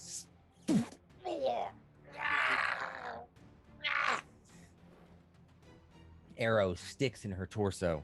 She stumbles a step backwards, but seems to catch herself and steal her gaze at you. You've got a bonus action. Nice. And then I lean over and I yell at Kimberly, "Don't think I've forgotten you!" And I use my my crossbow expert attack of firing another crossbow at Kimberly this time. All right, go ahead and fire. It is. This one's a 10. 10. The crossbow bolt fires. He leans out of the way. It ricochets off of the rock behind her. Falls in the watery area behind her. And as you look around, you can see that Rachel is in like a pool that's higher, and you can see this little rock wall that's separating this upper pool from. Now this is all drained out, so it's another sort of drained out area that's there. It is Rampuri's turn. Rampuri, you are functionally blind. What do you do? I am going to pull up my cowl, first of all, to try and deaden ever so slightly any Right. ambient noise that's muddling my senses. Can you remind me, this bridge that I'm on before I ran out on it, does it have handrails? It does have handrails. It has rails on both sides. That's what was providing cover. Not so much rails, but sort of like mini walls. Because Okay. they were using it as a watch point, right? So they wanted to hide behind things in case somebody came in. Perfect. So it's Yeah. not like a point. It's not really meant for safety. It was meant to hide behind. Yeah. Gotcha. Okay. Goblin code is not. Coincidentally safety. I would like to first kind of cautiously, tentatively move in the direction of Pele Okay. that I heard and that he ran past me. So Sorry, I just want a point of clarification because I'm very inebriated right now. My drink is very strong. But I remember Not Zancorin. I remember someone lighting a torch, and Yeah. I don't know why Rampuri is blind, but is he blind because Yeah, he? you don't know Could it why he's be the blind. huge wall of water that flew through the cavern? But he's on the bridge. Oh, but the torch is Could the torch extinguished? really have been These are all conversations that you guys could have. Okay, sorry. I just wanted to make sure. But for I thought I now, just missed something. Tatiana Rampuri has the Rampuri torch. is blind. it was when the water came through, it overwhelmed me. But also the torch, like fire doesn't react well to a wall of water, so I don't know. Tatiana was holding it and she evaded everything. In her drunken stupor, she was like, "Whoa!" Oh, sweet. Oh, so Don't she. have anything on me, water. Oh, nice. She's fine. I was imagining. He held her torch. So, Rampuri, I'm gonna Standing say in the to move water. past Sandy. Yeah. It's gonna be you're gonna go at half speed because you can't see well. 5-10. And as soon as you get right about here, it kind of clears up a bit, and you can look down and you can see Pele. And then you can't really see beyond Pele. So your vision stops kind of at the end of Pele. Okay. But this area, you're okay. You feel like clarity again. Okay. I'm just gonna tuck in right next to Pele as well as I can. Okay. Okay. Hey, buddy. I need to take a bar break. Yep, that's what I was gonna do. So you step in here. It's a little difficult for you, so you step back a little bit to sort of shield yourself from the waterfall noise that's in the other room. And that is where we will take a break, and we'll be back in 5 minutes. Right. Minute. Or 10. Yep. Could be. I will put this on pause one way or another. I don't really know how to do that. Pause. I can't figure out how to hide my video, so it's just gonna stay here. Yeah, why not? I lost my screen that lets me mute. It is. Oh, it's come down to this screen. Okay, that's fine. I'm okay with that. I'm gonna go get I will pizza. mute myself, and I will be back in a second. Get yourself another drink. It helps. Maybe.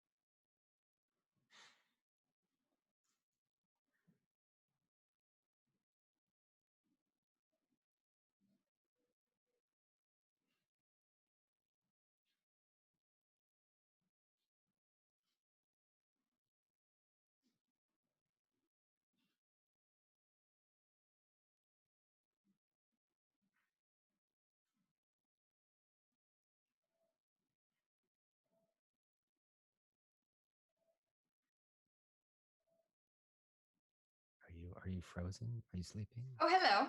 Look, nobody else is here. Let's talk about them. Let's talk about how awful they are. They're horrible. They're the worst. I do love the way that he renamed his feats and all.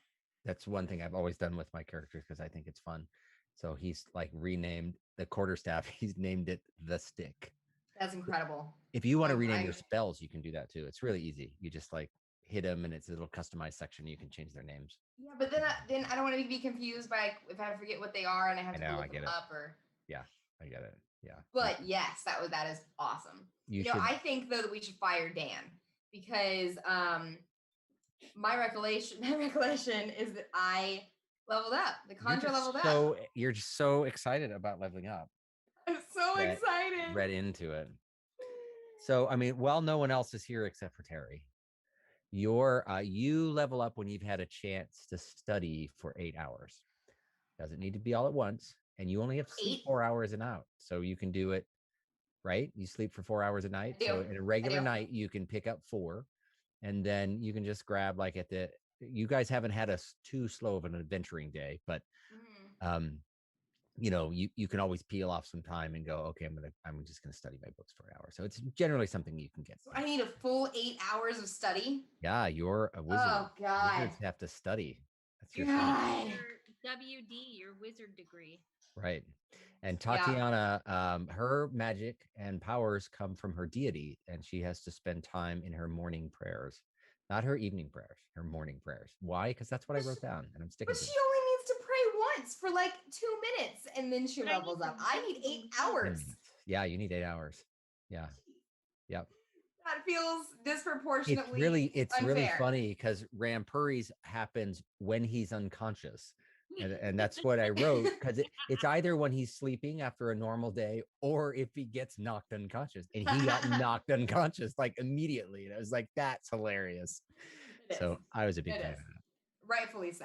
Yeah. I still feel like we should fire Dan. Dan, what do you think about that? He says he's not paid anyways, and he doesn't care. What do you think? Well, you know what, Dan? I'm a wizard, so see what happens. Keep it up. Are we down to 0 followers right now? We have 3. One of them is me.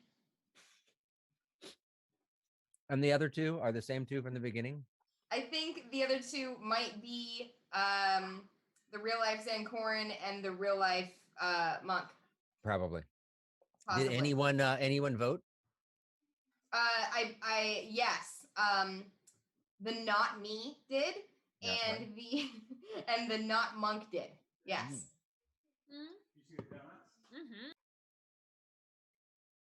Is that mouthwash or liquor? What are you drinking? What? Tom's also on. Tom. What is that, Pele? Tom, since you're the only one watching, we're going to ask you this very direct question. Would you prefer, if you win, Rampuri's battery? Actually, I love that. Or a printout of my my profile picture on LinkedIn, autographed by me? Energizer. Energizer. Both of them are worth less than the stamp that would be sent.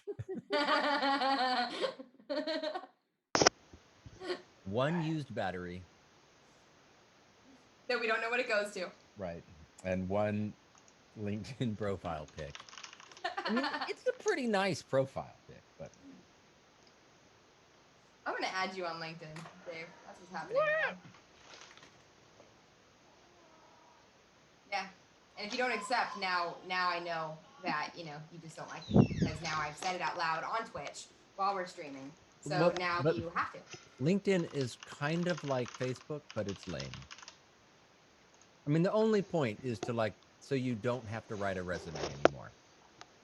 There's a lot of David Hamptons on LinkedIn, man. Are there? Mine's the handsome one. There's a lot. I don't even see you. Oh, that's sad. Oh wait, that is you. Okay, wait, that's you. I found you. So You've got your calendar notification up, David. I started a new job, and then it's not what I want. I started a new job, and then my company sent out, a big announcement. Hey, would like to welcome Dave Hampton as a new head of engineering, blah, blah, blah, blah, blah, on LinkedIn. And I was like, oh crap, I need to update my profile because it still had me at my old company. Damn it. LinkedIn. I always forget that one. 1, 2, 3, 4, and well, he said he was drunk. He may have passed out. Oh, I'm just stuffing my face. Does Matan hold his liquor well? For No, real? No.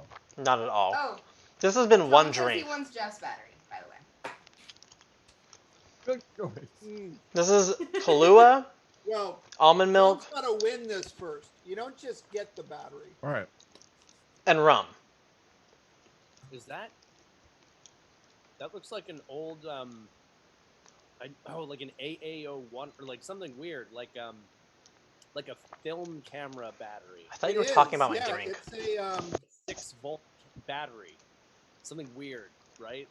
it is definitely something weird. It Sorry. looks like it powers something that goes auga. That's exactly it. I went on a battery hunt over the summer when I found an old film camera in my parents' place, and I was like, oh my gosh, I want to make this work again. And it took batteries that were no longer made because of the mercury content in the batteries, I guess, or whatever it was. And so I had to find like a replacement. And alas, even after I did, it still didn't make the light meter work, which was a huge bummer. So.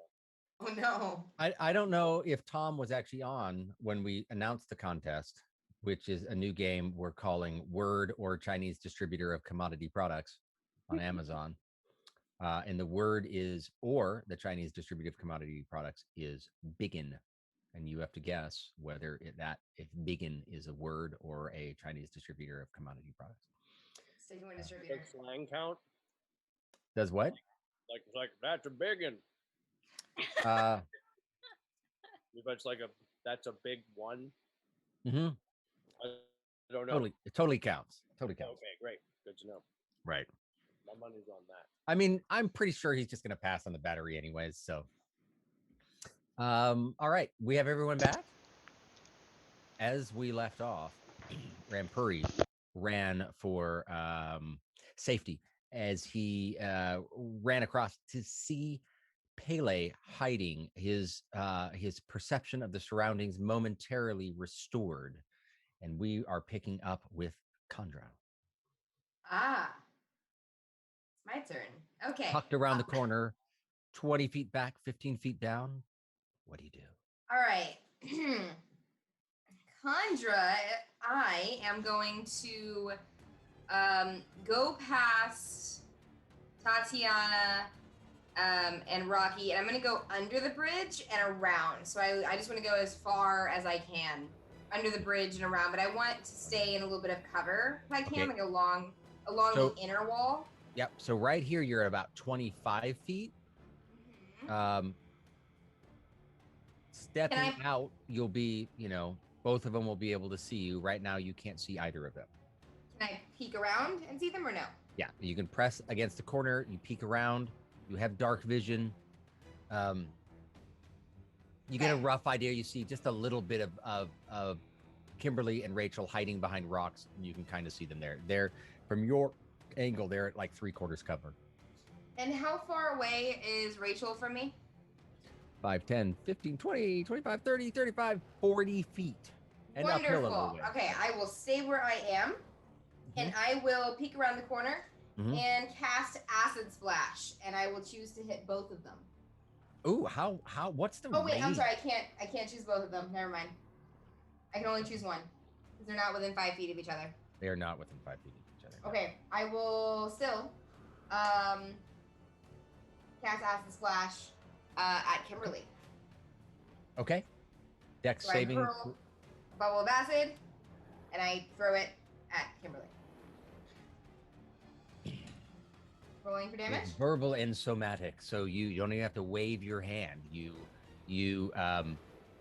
mutter some arcane words under your breath, and it is somatic. Sorry, and you wave your hands in a way where this green, translucent, arcane bubble just appears in front of you, and then you throw forward, and this thing that looks like a balloon of water floating slightly luminescent green goes hurling towards Kimberly. She sees it coming and she does her best to leap out of the way. Let's roll. Oh, it's Natural automatically. Oh wait, sorry, it's not automatically a hit. No, I'm sorry. it's a dex savings throw, but she only rolls a 2 as she's trying to get out of the way. She slips a little bit, and the acid comes smashing up against her. Go ahead and roll damage. Already did. It's a 2. 2.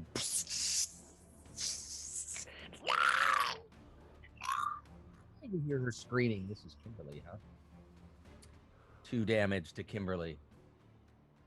She sinks herself in the water and tries to get some of it rinsed off. It seems to help a little bit, although they say, should you really do that? I don't know.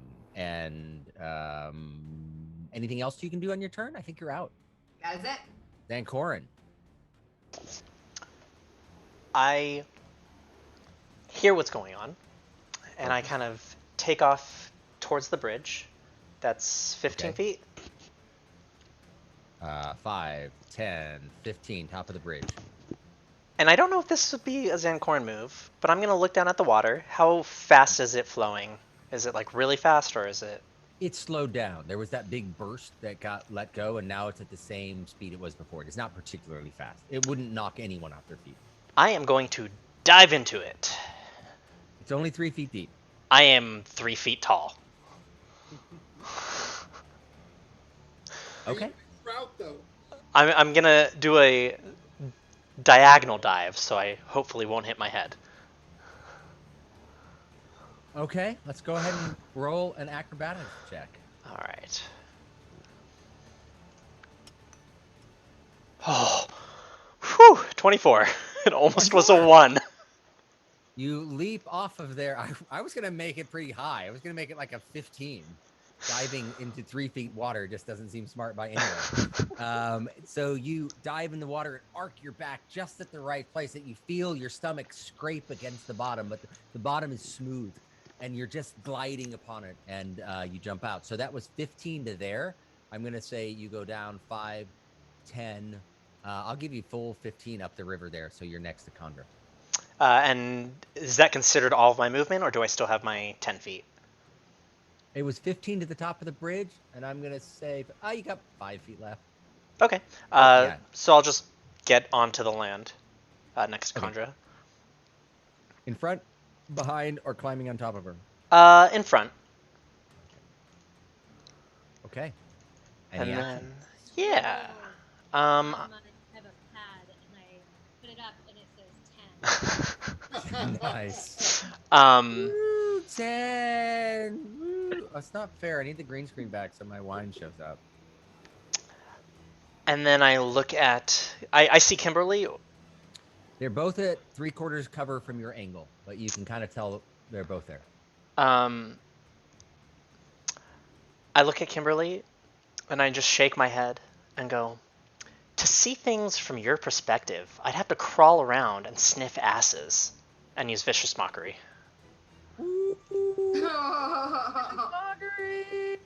13! It's what is that, wisdom? Yes. Ooh, I'm going to actually have to check. I do not believe they are wise. They are not. Go ahead and roll damage. That is a hit. And that is another 2. Another 2.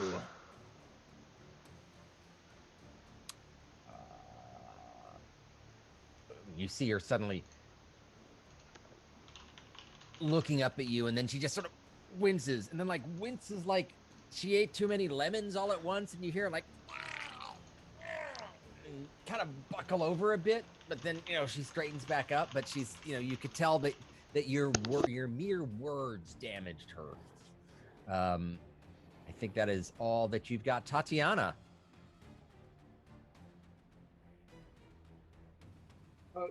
Tatiana's on mute. What? Right? It's your turn, Tatiana. Pele, what are you doing? You're right next to me. Oh, that's Rocky. Oh, That's Rocky, okay. what are you doing?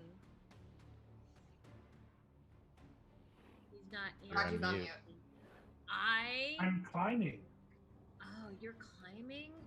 That does not look safe to me. You're pretty- Can I walk under the?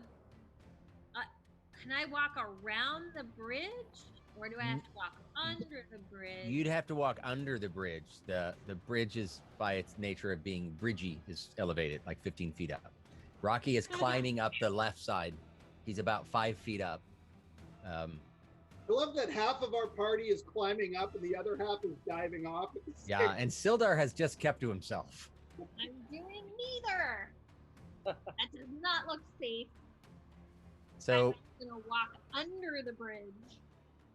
5. You've got how many feet? 30? 30. That's 5. Where do you want to go? I want to go.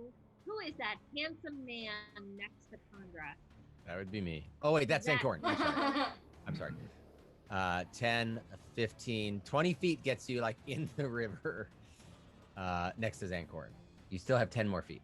And now where you are, because you brought the light with you, you can see Kimberly and Rachel. Let's go in front of Zancorn, closer to Kimberly. Okay. Another goblin. You little goblins just pissed me Right. off So today. now your torch has cast light throughout the cavern a little bit better. 5, 10, 15, 20. So as you see a little bit more, you can see you can see there's another goblin that has sort of been hiding in the back there. But that's about as far as your torchlight goes for you to be able to see. Oh no, everyone! There's another goblin. You have moved, but you have not taken an action. I'm not gonna mess around this time. I think that I should talk faster. A. B. Drink less. And C. Kick the crap out of these goblins. I'm not close enough to use my double-bladed scimitar. No, But you could throw a hand axe or use your heavy crossbow Yes, I think a hand axe. or your breath weapon. Awesome. Okay, hand axe. Hand Who- axe. Who you aiming at? I'm totally going to need glasses to tell you Kimberly is gonna get it. She's All gonna right, get it. Kimberly. She's gonna Because get it. you're closer and so much taller, she's only going to be at half coverage for you. So go ahead and roll at disadvantage. So when you hit the +5, you can right click it and you can just select disadvantage. Oh, that was me. Don't count that. Oh, here. So I hit the +5 and I right click it. And If you right click it or whatever your interface is, then you should be able to hit disadvantage and roll that. Right. So did I do that right? At 11? Yes, you did. You did that right. Excellent. So it's telling you rolled a 6 and a 12 +5 to the lower one because it's disadvantage is a 6, a total of 11. Your axe goes flying past, ricochets off the edge of the rock and clatters on the floor in the background. Miss. And that is the end of your turn. Let's go. For the Yep. end, I hang my head in shame. Lower the torch. No. Good try, Tatiana. Good I- try. I quickly write Rocky. down 10 and hold it up. Ironic, Ken. Rocky, you are 5 feet up the wall. Funny. You keep climbing. Okay.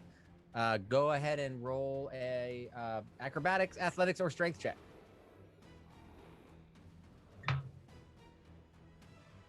Oops. Oops. You fall back down into the water. No damage. You're only 5 feet up, but you've lost your grip. All right. I start running along the thing then to. Okay, that was 10 feet of your movement. So you've got 20 feet left. Yeah, keep So going. I'll just move you along, trying to get to those stairs that go up. Sure. 5 under the bridge. Whoops. 10 behind Condra. 15, 20. You're up on the other side of Zancorin there. Is that good? As you poke around the corner, you can see both Kimberly and Rachel, both at 3/4 cover. And you have not used an action. Oh, can I shoot with my bow? You can shoot them with your bow. Who are you aiming at? Whichever's less covered. They're both the same. They're both at 3/4. Do either of them look damaged at all?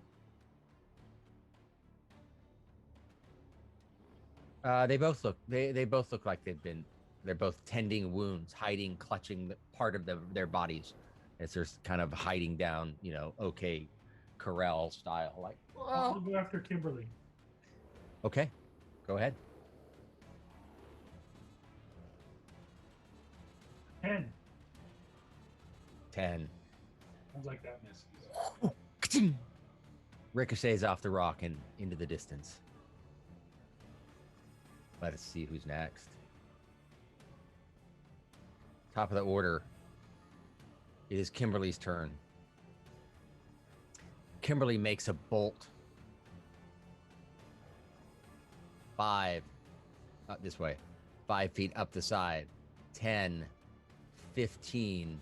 At this point, she kicks through this layer of rocks, which suddenly break in front of her, and all of the water that has been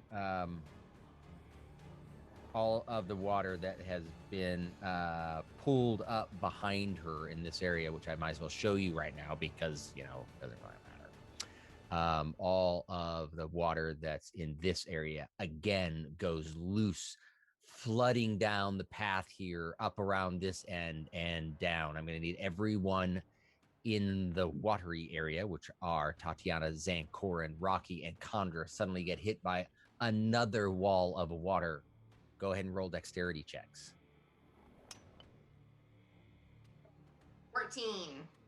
14. You're able to clutch onto the side of the wall as the water rushes past you. I rolled a 6. 6. Rocky reaches over to the side and suddenly slips, falls down into the water, struggling to hold on to the side of it. Rocky, make a strength check to see if you can hold on to something.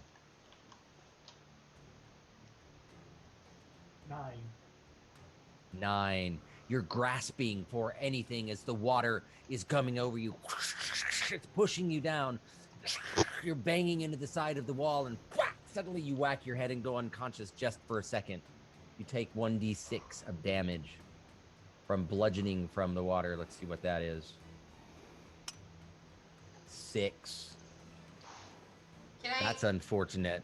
The water pushes you all the way down to the mouth of the cave, and you wash out just on the side. So now you got to look way at the bottom of the screen where you guys are, and you are way down at the bottom of the screen. You've been washed like 50 feet down as this water has gone down. Zancorin, did you roll dexterity? Oh my God, he's dead. Oh, nope. 15. 15. Zancorin is able to cling to the side of it using Tatiana as a shield. Tatiana, what did you roll? 20. Tatiana's like, water. The water just hits her and just sprays around her as she's holding her ground, gripping her toenails, her claws into the ground, and not even budging as the water washes around her. For future reference, could I have reached out and tried to save Rocky?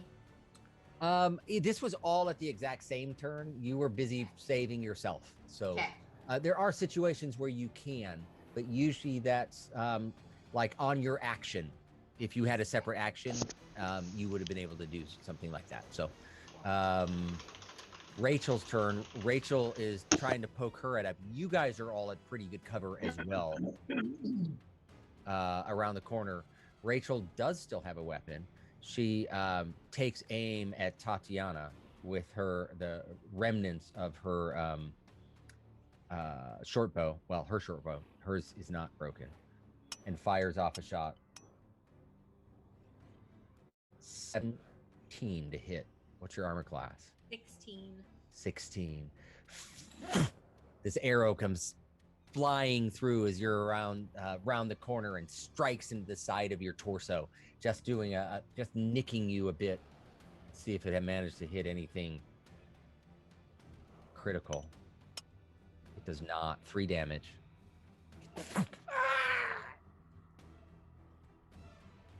Erica also has a shot on you. Erica is going to take her bow as well and try to fire. You're really the only one that's visible. She looses an arrow, ricochets off the side of the cavern walls, and does no damage to anyone. Pele, roll your 1d4. So I'm watching all of this happen, thinking, how unfortunate that me, the only half-aquatic creature here, has never had to deal with any of these tidal waves. Maybe it's just trout sense. I don't know. Maybe something going on. Or the next thing you know, way in the back of my gills, because I probably have gills. Why not? I start thinking, oh man, this feeling that I've been getting, it's happening again. It's like pop rocks in the back of my throat. Oh my god, it's a 3. You're fine. You peek around the corner. You settle your nerves. You're okay. What are you doing? Yeah, no, I'm shaking. I'm shaking at the thought of perhaps Rocky being killed. I have no idea. Actually, I don't know when that happened. So, You know, I'd like to point out that the chance of whatever it is that could possibly happen is a 1d4, right? Just 1. He's done this like a dozen times and he's never rolled a 1. It's amazing. it's crazy to think about. So anyway, I know.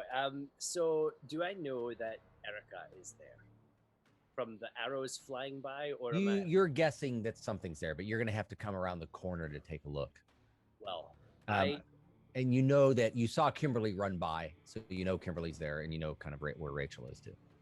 You know, I'm feeling pretty pissed at this point, and I'm not feeling extremely confident in my ability to shoot arrows anymore, so I am going to feverishly sprint over to Kimberly and just flash. 5, 10, 15, 20. Okay, go ahead and strike out at Kimberly.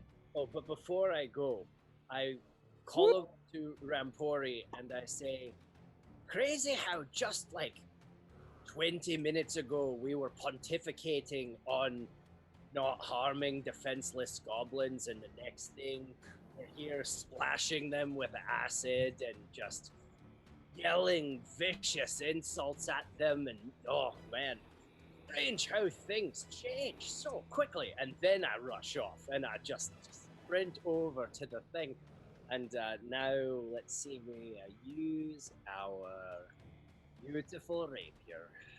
Where is it? It's got a nice swirly hilt to it. Okay, that's a critical hit. 25. 25. You're a flourish of your rapier. You lunge forward and you see it go deep inside of Kimberly. Go ahead and roll critical hit damage. Alrighty then. Critical hit.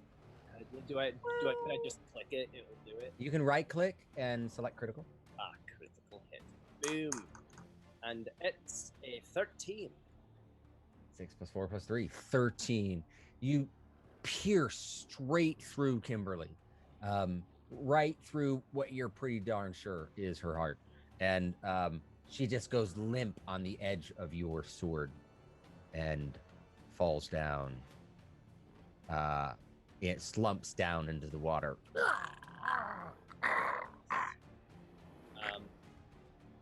Beautiful. Without skipping a beat, I whip Lucky the crossbow off my back. Crossbow expert. I can still do it. Fabulous. And I aim it point blank at Rachel. All right. So are you stepping in closer to her so you can do that wicked awesome move? Or are you just staying where you're at? No, yeah, I think I'll step closer. Okay. So you step on the dead body of Kimberly. Sounds like me. Sounds like you. Okay. And you aim it straight, just press it up against Rachel's body and pull the trigger. I go dodge this. And then we see whether or not he and or she does. Let's see. So lucky the crossbow. Boom. It's a 19. 19.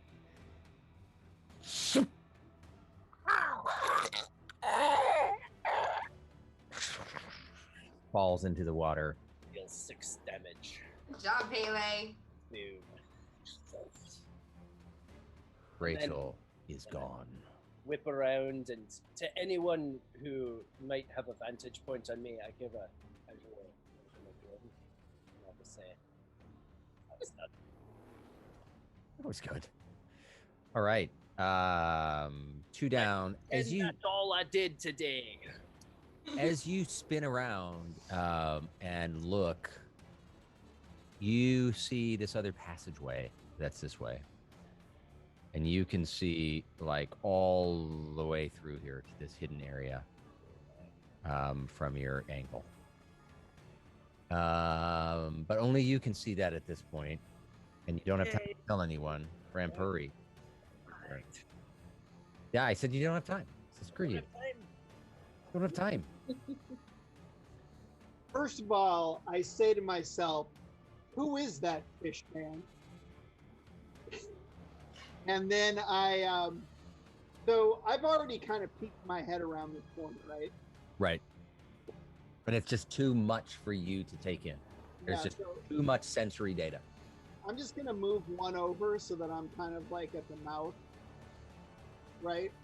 Okay, well, as far as you can tell, if you were to move from where you are, you get the sense that you are standing very exposed. Gotcha. Right. Okay. I mean, you can tuck up against this little bit right in here. Yeah. You know, it kind of juts out, and press yourself against that and give yourself a little bit of cover. But you know, you're not really able to see a whole heck of a lot, and you don't believe anyone can see you, but you don't know. All right. I'm just going to. I think I'm gonna meditate on this for a little bit. Rampuri puts his fingers together exactly, and Pray. Chandra, soaking wet, Yes. but yes. held her ground. She's ready. She wants this to be over. We came in here for a mission and it's taking us forever. Let's get Right. this thing done. So I'm going to run up to this little rock thing where that other goblin died earlier. 5, 10, 15, 20, like this area? Other side, if I can, so I'm a little bit covered. Yep. Can I be covered and peek around? Yeah. It's a low rock, so you can see over it just fine. You can see Erica very clearly, and Great. at the end of your turn, you can duck down. Wonderful. Okay, so, and Erica is pretty close to me, so that's cool. Yeah, 5, 10, 15, 20, 25 feet at the most. Great. I will cast Firebolt on Erica, at Erica. Nice. Yes. So I Firebolt. Brought to you by Total auto. I create a mote of fire. Is that right? Yeah, a mote of fire. a moat. And I hurl it at Erica. Yes. All right. I had to look up moat as well. A moat is apparently very small. Yeah, I was like, a moat of fire. It's like, no, moats are like, yeah, but it's fire, so it's still dangerous. Doesn't really matter how big really hot is. So, you know, bullets are small and they do a lot of damage. So you've got this small moat of fire that you target and aim towards Erica. Go ahead and roll. I rolled a 21 to hit. 21 to hit. Go ahead and roll damage. And a 1d10 for a 6. 6. Swoosh!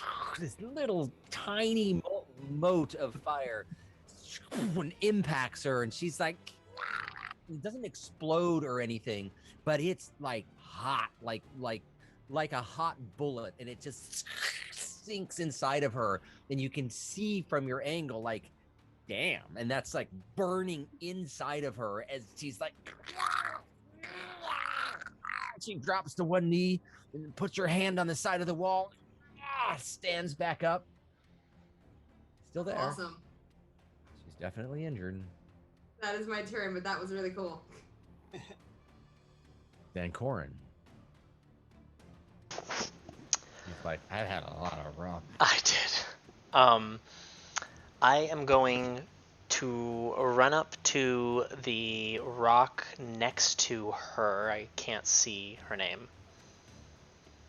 So, Where, like, here? near the goblin. Which one? The Oh, one- Erica. Down at the Yeah, bottom. Erica. Yeah, I can't see Erica's name. Got it. Yeah. Let me clear some of that up because that's yeah. So Erica is near the bottom of the cave. You don't have dark vision, but the light's still there, so you're able to see a little bit better. Let me clear up some of these. Okay. Perfect. And that's 10 feet to there. So I'm gonna run down towards Rampuri. 25 feet to here. That's my movement because I'm 25. Okay. And I'm gonna just do one of my, standards. I'm gonna take a look at Your Erica, standards. The and it's vicious, vicious mockery, vicious. I'm just Time gonna for you. say, the best feature of people like you is that you die. And use vicious mockery. I think I'll be here all evening. Wisdom saving throw of 13. Come on. Yes. Go ahead and roll damage. 1d4. And it's a 1. 1. But sometimes below average is all you need to be. I mean, I did do 6. Please tell me I killed her with vicious mockery. She collapses to the ground. Yes! I killed her with an insult! You killed her with an insult. Nicely done, Zancorin. I still don't trust you, though.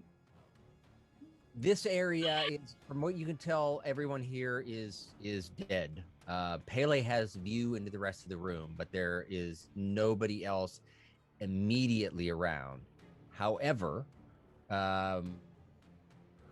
because Pele has stepped into the view of another group, and normally they wouldn't notice what's going on in this in sort of this pool cave, because goblins are always making a lot of noise. They don't pay a lot of attention, and they just don't care. But 2 floods being loosed, and a tall aquatic elf standing in plain sight in front of a goblin who has night vision, and now these people are alert of what's going on. So I know this seems like rather sudden, and everyone would kind of like a little bit of a break, but I'm going to need everyone to roll initiative. Do I need to? Nowhere near there. If you want to get back in the game, you might as well roll. That you could, so at least we can use movement Okay, we can start. to get you closer. Please, And while you guys are doing that, Sildar, 5, 10, 15, 20, 25, and I'm going to say he's moved himself all the way up behind Rampuri. What the hell's going on? You, monk, what's going on? I don't know. God, you're freaking worthless. Hey, Shorty, what's going on? He pushes past you. Well, we killed all the goblins here, but we haven't found that hobgoblin, so there's probably more. Are you ready to fight? I'll give it my best. Good, I think we're gonna need you. I need to Hey, add him to this. Hold on just a second. Edit. Just a second. Let's search for Sildar. Yay! February. Add. Perfect. Excellent. And Corin, there's too much sound here. I'm discombobulated. What's going on with the monk? Can you help me? Guide me? In his ears. I can. Can you pick me up? Yes, I can. All right. Put you on my shoulders. Nice. Pull Here's my mine. leg like Ratatouille. Yeah. Nice. Okay, you guys are ratatouilleing it. This is awesome. Good. And I'm gonna try to like also Master cone Blaster. his ears a bit. Mighty. All right, I'm gonna like merge you together. Master Blaster. I love it, David. That's perfect. Zan Puri, here you are. A little bit of both. Wait, so should we combine our initiative? I don't know.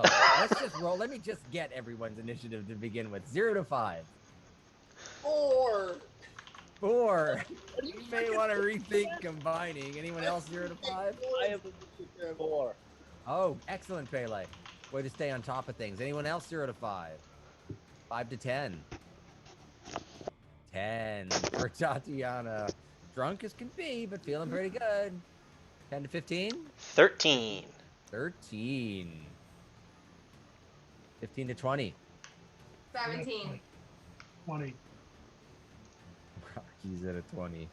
Washed up.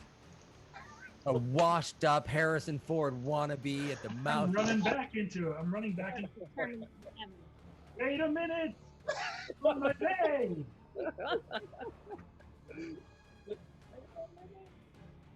I'm gonna allow you like that you've gotten up because I had Sildar move. I'm gonna move you up a little ways in the cave.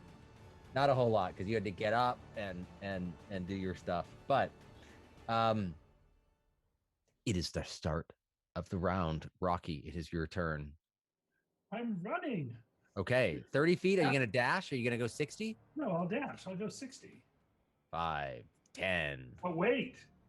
I didn't say which direction I was going. Ooh. I want No. to go up I want to go up the back way. Okay. Like over the wolves? Go over the wolves up into that thing. You have to climb up, but you can. I 5, can't.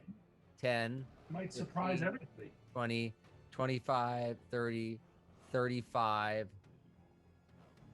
I'll allow you to try to get 10 feet of movement. You have to use a strength, or it really should just be strength or athletics, but strength, athletics, or acrobatics, and then I'll figure out what to do later. The attempt to climb. 10. 10, nice. It's the same environment that Pele was trying to climb up. It's kind of broken shale, but you're quickly able to realize which pieces are gonna drop off, and you wedge your body as you start to climb up it, and you make it 10 feet up. It is a 20 feet up to the top, and you are 10 feet up from there. It was 40 feet for me. It was not. It may have been 30. No, I it can was, look it up. like, I'm gonna look it really up. high. You I'm really much did taller not than make him. it. Chandra I'm also much leveled taller up. than him. It's 30 feet, and you have made it 10 feet up. Okay, well. Except that I'm almost 7 feet. So. it should Right. So that's sadly you only moved 3 feet. be kinda hard to believe. Oh, you've made it 10 feet up. So you've got 20 feet to go as you're trying to make it up. And you roll the acrobatics and everything. That is your turn, Chandra. What are you up to? Good question. My job. It's a predictable question, but still, thank you. So I think this is gonna be tough. Do I know if anything's happening in that room yet? No. Did I see an opening? Pele is at this point has sort of gestured enough to say there's someone in there, and he's like pointing, so you know that there's something around this entrance that you got to think about, and you can see Okay. the entrance too because you've got dark vision and there's a light. Okay, well we gotta get this mission done. So I'm gonna move where Erica is. I think I can get there. Okay, let's see how far you go. 510 to there, 15, 20, 25 to Erica, peeking around the corner. Okay, You can see. Can I peek and see? Tim. If you peek around the corner, you're like, I think his name's Tim. I think his name's Tim. Wait, can I see what's going on? You can see a goblin in there. It looks like as you glance in, you got a little bit more of a view. I'll open that up for you. You can see it looks like just another cavern in this cave that's here. But you see in the back corner there's some debris on the floor. Maybe like treasure that they've gathered over time. I like debris. Yeah. So you can see a little bit more stuff in there. Where's the goblin? What part of? Oh, I'm so sorry. Oh, I that's have okay. not moved your screen. Let me show you. Oh. Yeah. Cool. Let me get more on the screen for you guys. My bad. I was looking at my screen and not yours. Being a selfish and evil dungeon master. This goblin's name is Tim. Tim. Yeah, it is Tim. Okay, Obviously, I am going to peek around, and I'm going to cast Firebolt at Tim. Awesome. So I hurl a very small mote of fire. A very small one. At Tim. Okay. And I'm rolling for hit and 19. 19. This tiny, brilliant, white-hot bolt of fire zips across. Tim sees it coming, tries to leap out of the way. Sizzles inside of his skin. Go ahead and roll damage. Rolling damage. 6.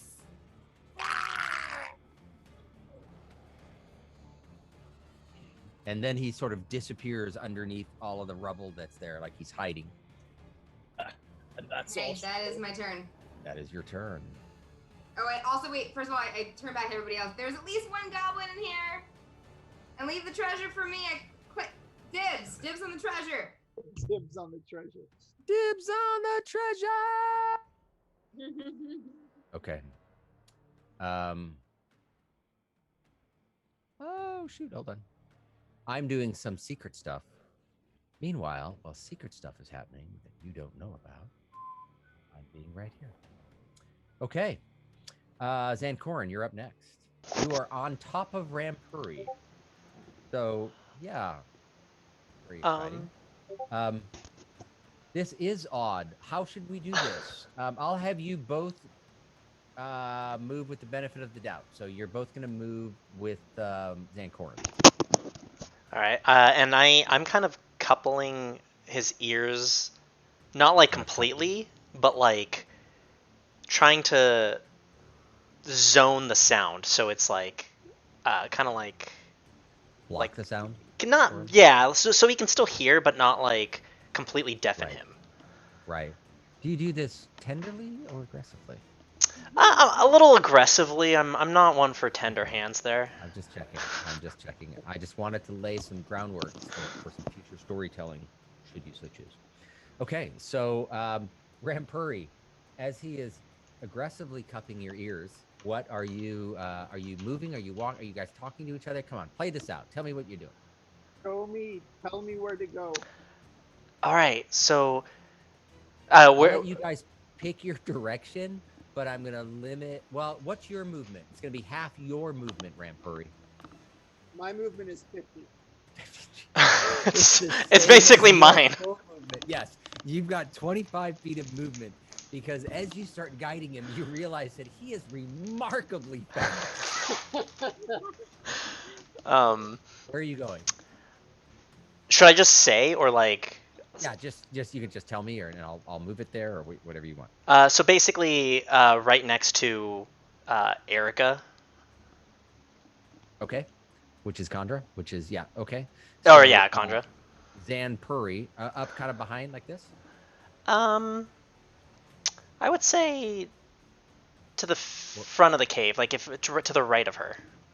Oh, like over on this other side here. Let me make it so you can see that section. I need to get away from this noise. Even though the noise is pretty loud, The fact that it's loud isn't. It's not like the louder it is, the worse it gets for you. There is a waterfall that's here that's making all of the noise, but anywhere in this room, loud. Anytime you have a direct line to this waterfall, it's going to mess with you and make it really hard for you to perceive anything. So it doesn't matter if it's super duper loud or just loud enough. It's your you need his help. So the two of you have made it. Is this where you want it to go? I just moved it there and revealed it. So Get us out of this noise, Lincoln. All right. So how far was that movement? that's full 25 if you want to go there. Is there a way? Can we go in front of Condra, like on the other Instead? side of, Like by the steps, right down here. or even further, like away? So I'm trying to block the waterfall noise, essentially. So the wall to the either diagonal right or diagonal left of where Rampuri currently is. Bottom right, bottom left. Oh, bottom right over here. Okay. Yeah, you can make it to this spot. Does it dampen? As you make it to this spot, you can't see anything because it's fairly dark in the room. There is a fire pit that's there, but Rampuri, shielded from the noise, suddenly able to see a little bit more. And that was supposed to be a dramatic reveal, the way I said it. A little bit more. But it wasn't. It wasn't because I used the wrong button. A little bit more. And once he steps out of the way, he realizes that he is a mere 15 feet away from a 7.5 foot tall bugbear, whose breath you can smell from here. Bugbear! Kevin! That Do I is see all of your action? My your action. Movement. Oh. Your movement. I'm gonna say your action is steering him. Okay. And that Rampuri's action is being steered. I don't think you also get an action from that. I just can't physically imagine that happening. So you guys find yourself in a spot where you have a clear view where you are of Tim, even though he's like partial cover, and you see Kevin, and beyond Kevin, you see another wolf. Tatiana, you are next. I am going to move. I don't know how many. I have 30 feet, so Yes. up near Condra.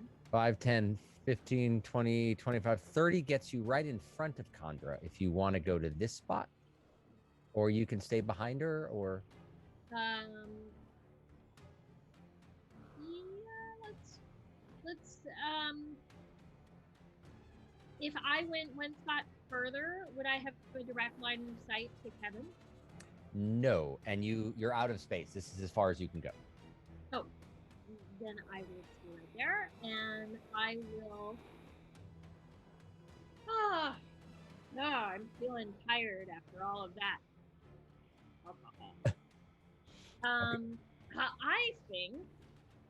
I think that I will unleash my heavy crossbow and kill. Can I see him, or is he in hiding? You can see him. He's got half cover, but you can see Tim. You can target him. I'm targeting you, Tim. Go ahead and roll. All right, let's see what happens to Tim.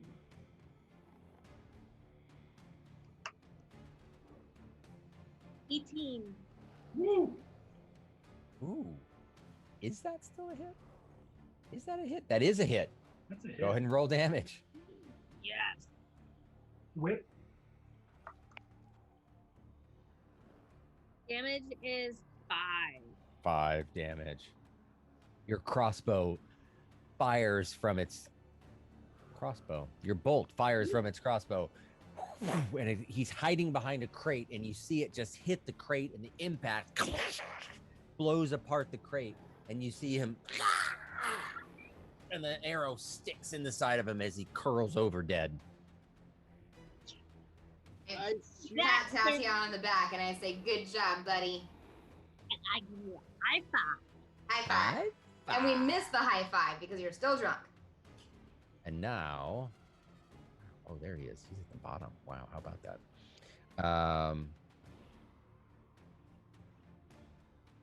I gotta check up some stats on this sucker. Half a second. Ooh. Nice knowing you, Zankorin. You hear Pretty much.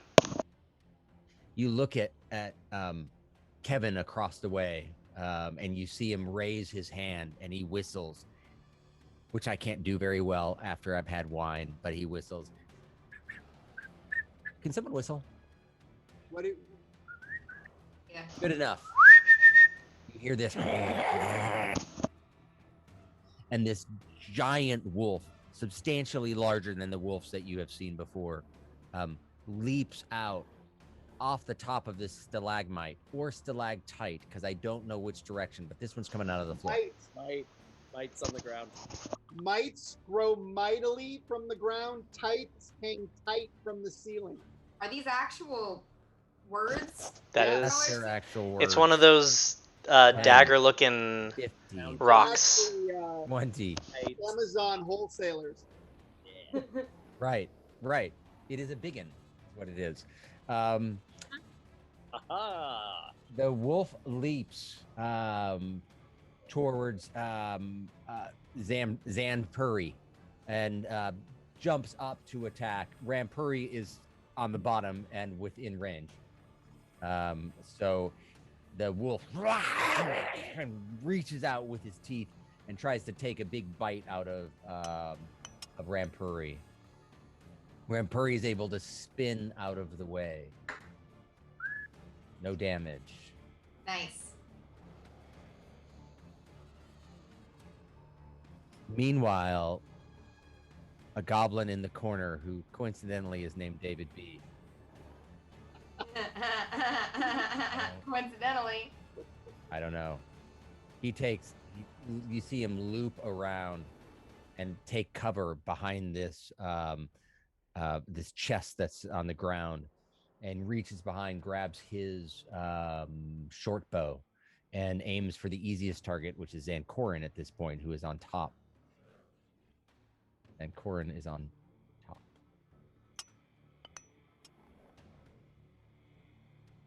But David is not a particularly good shot. Yes. Pele, your turn. Do I know what's going on in the room? Well, you've seen Condra fire a firebolt. You can see a wolf that is attacking. You've got, the wolf is behind Tatiana. You can't really target the wolf from your angle, but you could certainly see, she doesn't completely block everything. You can see what's going on. So there's some action. Seems like a dangerous situation. I Yeah. don't necessarily need to get that involved, I suppose. So I would like to rush over to down to the diagonal right of Tatiana. Can I nook my way in there? Sure. Yeah. 15 feet of your movement. Am I able to see Kevin at this point? At this point, you look over and you see Kevin, just a bit of him. He's like half cover for you. Beautiful. Okay, so am I also sort of covered from this point? Yeah, I mean, you would step out if you wanted to take a shot, and then tuck back behind to stay half covered. You're both half covered from each other. That sounds a bit like me. So I will take. Can I see the wolf? Yeah, if you peek out, you can see the wolf as well. First thing I'm gonna do is try to shoot the wolf. Is try to eat my friend, the monk. Okay, go ahead and fire. Is this a crossbow? Yes, I'm gonna use my crossbow. Lucky the crossbow. And I roll, and it's a 20. 20. Your arrow lines up. Release it. It's going straight towards the target. Go ahead and roll damage. And for damage, it's a 4. Right into his hind quarter. He turns around, looks at you, sort of shakes off his leg. But he definitely hit him. Did some damage. What's next? Second crossbow shot straight at the wolf, so he knows who did it. Go ahead and fire. Boom! Fire the bolt, and it's a critical hit. 20. Nice. Critical hit. Sorry. It's. Oh wait, no. That was. Oh yeah, it was crit. Okay, 7. 7. Awesome. The next bolt lines up even truer. You pull your aim just a little bit to the left, aiming towards his heart, and release the bolt. It curls up on the ground and falls over, pierced through the heart. He is He's gone. killing it today. Literally. Furry says, Killing "Stay it. dead, dog." Nice one, monk. Rampuri's turn was consumed by Zancorin's because you guys went together. It is Sildar's turn. 5, 10, 15, 20. Trying to get through.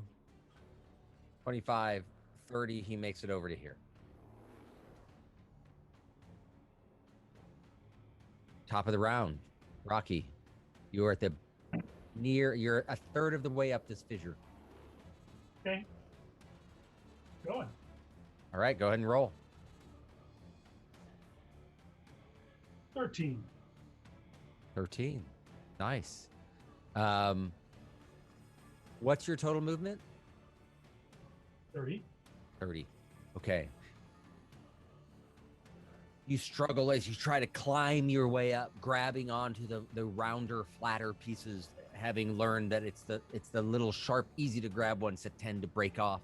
And you maneuver yourself up using most of your energy to get there. Using all of your strength and all of your energy, you're able to move on your movement 15 feet up. You're 5 feet from the top. You can see, like, I'm really close now. That's the end of your movement. You could choose to dash and use the rest of that to continue climbing, or just hold there. You can't. There's not much else you can do. I'll dash. Okay, go ahead and roll again.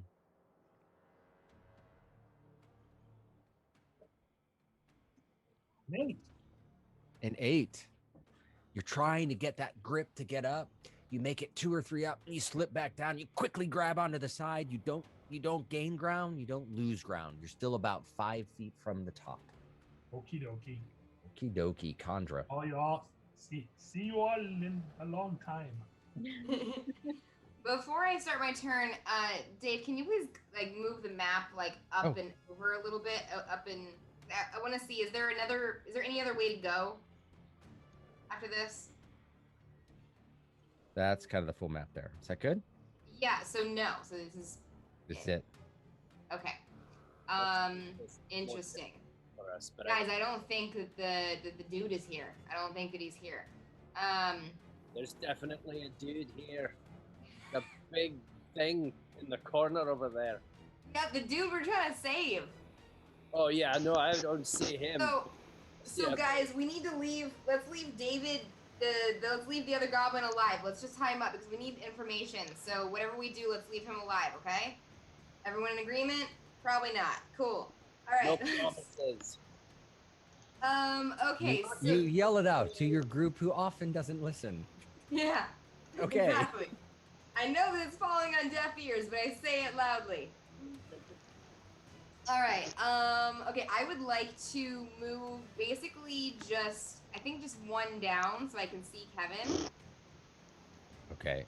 like in front of Tatiana. Step here, and you can just see the edge of this bugbear. From the angle that you're at now, he's like half covered, right? Another step forward, closer to the dead dog, and you'd be able to see him. Remember, you can move and then move after your action as well. You only use 5 feet to get there. Yeah, so let's do that. Okay. I'm 10 gonna do feet of something movement. a little weird, but it might be the right way to go. It might be the thing. Might be the thing. So I am going to cast Friends on Kevin. Okay. Okay. Did Kevin go yet? Kevin did go. He's near the top, and he moved into that position to try to ambush you guys. Ah, cool. Nice. But Yeah, he was tucked behind in the corner at first because he heard the action, and then he came up to attack. But sometimes being at the top of the order doesn't really help you if nobody else is in the room yet, right? So he was just waiting for something to happen. Yes.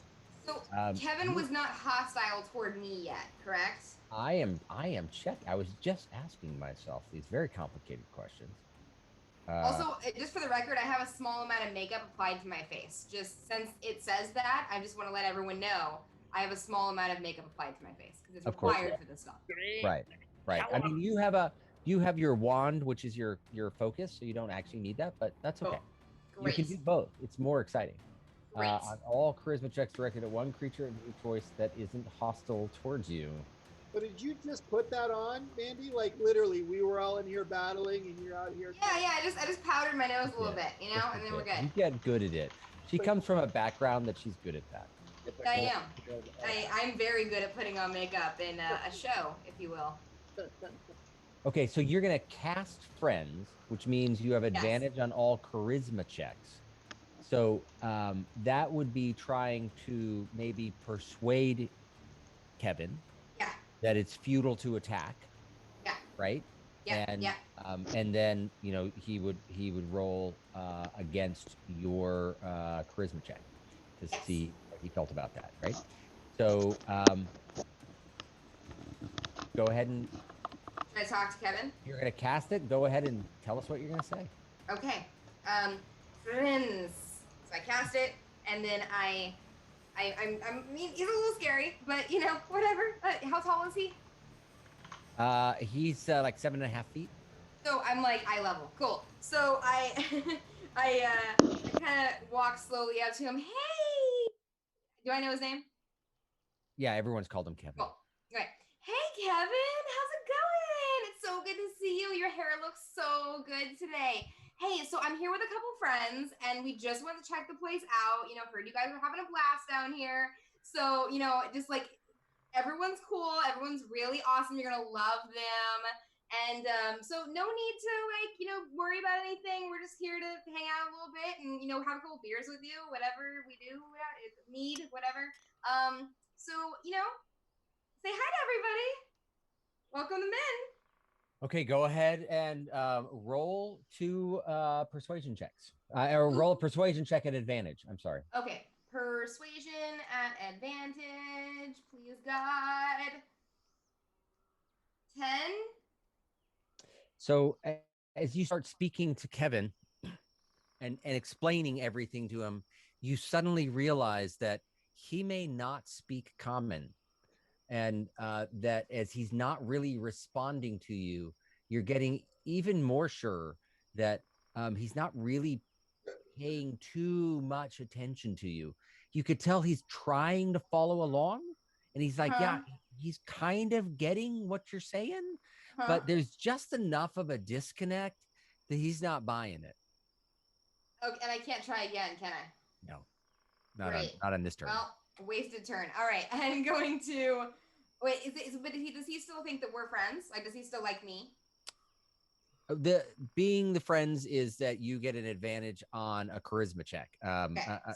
So trying to persuade him or intimidate him or whatever it might be, and that failed because he rolled really well. You rolled a 10. He rolled a 15. You rolled a 10 at advantage, and he rolled a 15. To see if you did anything with him, and he shrugged your attempt off, even with the magic boost. Okay. Now, for the record, though, he's still going to be under the spell for a minute, so I can try this again later, possibly. That might be a true statement. If we get around to that, we'll double check it. It does last for a duration. When the spell ends, creature realizes you a creature prone to violence might attack you. Blah blah blah. I think if one creature of your choice that isn't hostile to you. He was probably hostile to the group, but yeah, you're probably okay. We'll let this one. It didn't work anyways, so we'll revisit that when you come back around. Sorry guys, I tried. All right, I'm gonna go back up to Erica and hide my little elf wizard self. Mandy, for whatever it's worth, I want you with me whenever we're trying to talk our way into a party. Just for just bring me along. We're good. Totally. Roll dice. Just give the bouncer some dice and say, let's just roll it out. Let's just roll it. Just roll it out. See what happens. Oh, that's the T-shirt. Just roll it out. Roll it out.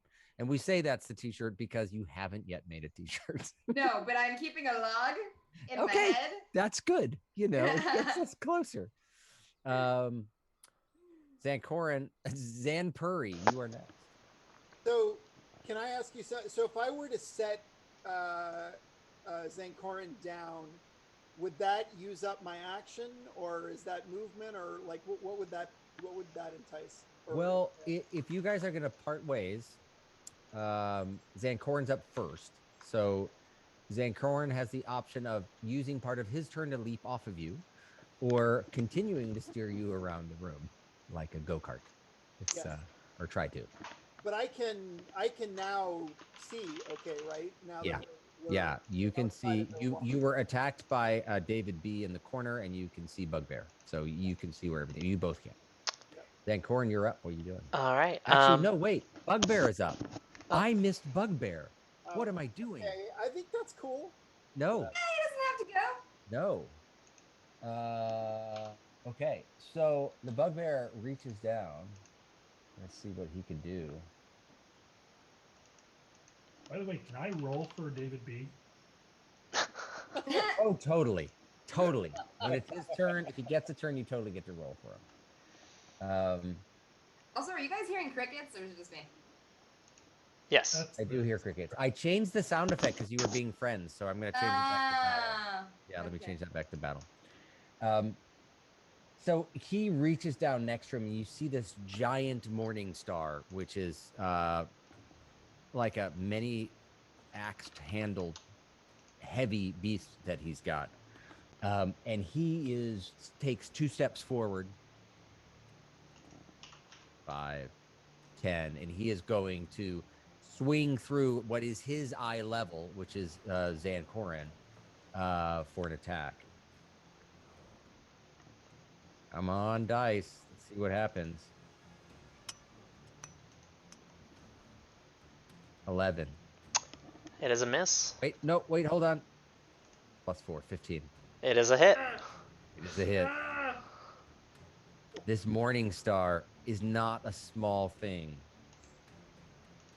It is not a small thing at all. I don't even want to roll this. Oh, You're not doing well. I am not, but I don't.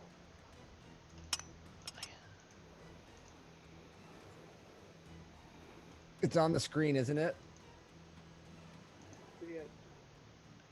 I don't see it. It's not either. Okay.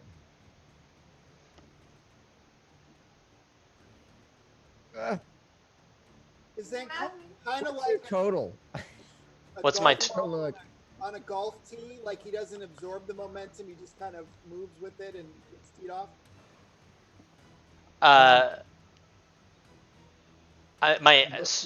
don't. I have 6 of 13. I feel like that's wrong, but that's what I have as last time, or I think, or it shows at 6 of 13, so 6 of 13. Okay. We'll just go with that. We'll just go with that. Yeah, does 9 points of damage. All right, I fall over, and I just slump to the ground. Falls to the ground. You're just unconscious, right? Unconscious. The Bugbear has some movement left. Looks down at his dog, and then disappears and tucks himself behind a corner. Put him over here. That would be an opportunity attack from both the Pele you're totally and right. the monk. You're totally right. Yeah, no, he's going to stay engaged. Thank you for reminding me that. No problem. Tatiana. Zancorin is... Oh, Zancorin, it's your turn. Saving throw. All right. That would just Breathe be... on him. Do I just roll a d20? Is there no roll thing for it? Yeah, it's just a d20. All right. I feel like they should have a roll thing for it. They should.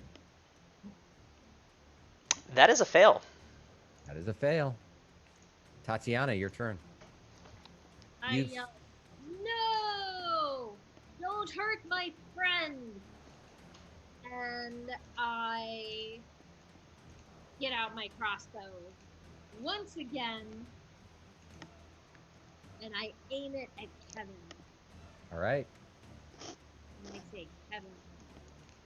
Go ahead and Go attack girl. at disadvantage. You are still drunk. Oh, disadvantage. Wait, I gotta redo that one, right? Yeah. Disadvantage. Disadvantage. 5. 5. Ugh. You take careful aim, and it still misses, goes off in the background, does no damage. You have a bonus action? I don't think anything you can do. Breathe at him. I don't think You I have move? a bonus action. You can move.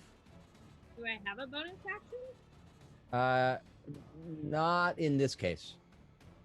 Oh, There's Wow. 2-weapon fighting, but a bow. 2-weapon fighting is only for melee weapons.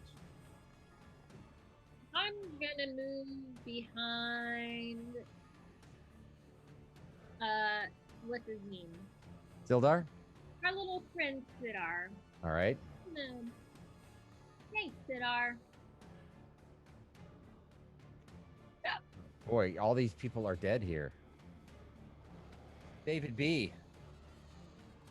So I'm gonna place. I'm gonna put an unconscious. One of these is unconscious. I'm gonna say it's that. That's technically confused, but it's gonna count. So I'm gonna just sort of move you out of the way so you can see Rampuri because you've fallen off to the side. So I'm putting you over there. David B. It is you the goblin use turn. What would you the goblin do? I'd shoot Rampuri with a short bow. Totally. Yeah, that's what I would have you do. So go ahead and make an attack roll. Thanks for that, Rocky. I'm just gonna roll a d20. You put in any kind of pluses or. All right.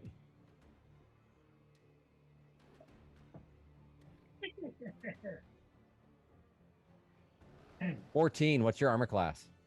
15. 15. Suck it, David B. David B takes You the shot. tongue-lung. Just Rampuri pulls himself back as the arrow goes flying back. Just misses Condra around the corner as well. He's staying put, hidden behind a corner. Pele, you're up. Go ahead and roll your 1d4.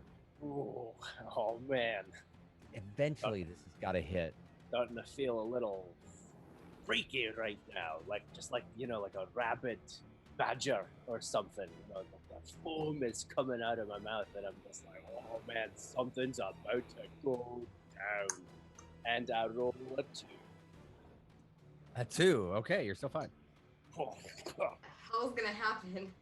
I roll with it, and I and the first thing that I do is I yell in Undercommon, "Hey Kevin, you ugly, stupid idiot!" Because I want to test to see what is Undercommon. Does it make it? Do bugbears? I've never had the opportunity to use this. So, The bugbear, Kevin, looks over at you and you hear him go, huh? He does not understand Undercommon. okay. He wasn't, just confused as to why I was making fun of him in the moment. No, you can clearly tell as he kind of glances over really quickly that he's like, I don't know what's going on with this guy. I use the opportune moment of confusion to rush him with my rapier. All right, go ahead and make an attack. Here we go. Rapier roll for 16. That is just a hit.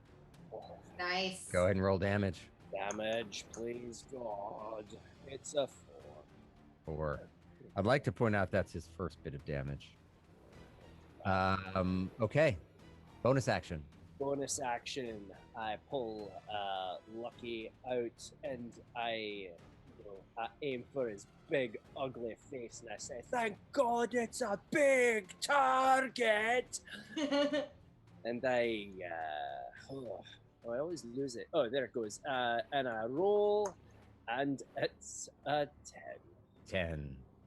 The big target deftly twists his body, and you realize, wow, he's pretty quick.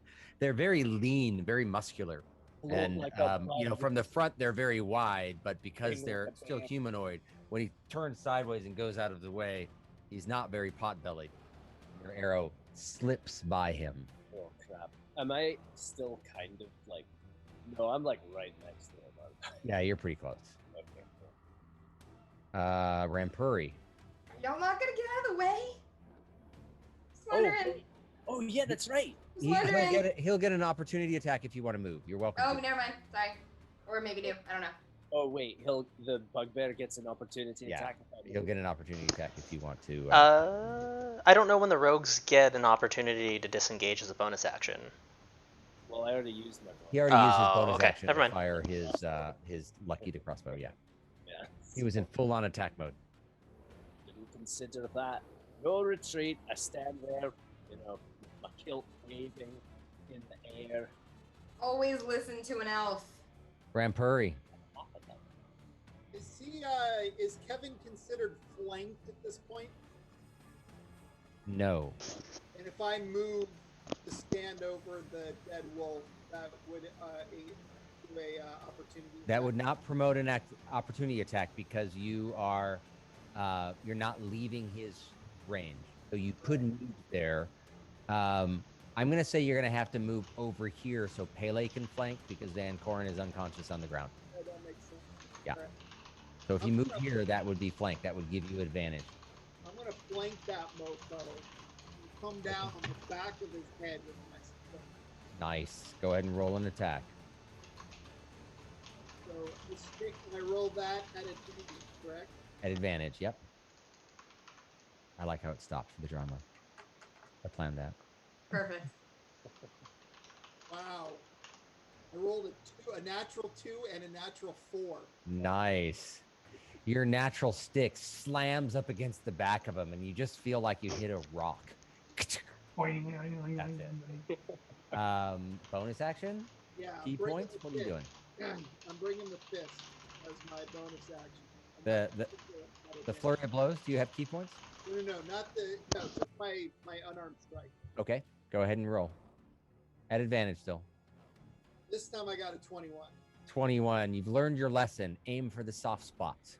And you cut where you're like, he's humanoid. I'm going to go under the ribs. And you shoot under the ribs and you just feel it give just a little bit. 6 damage? 6 damage. Nice. With a hit.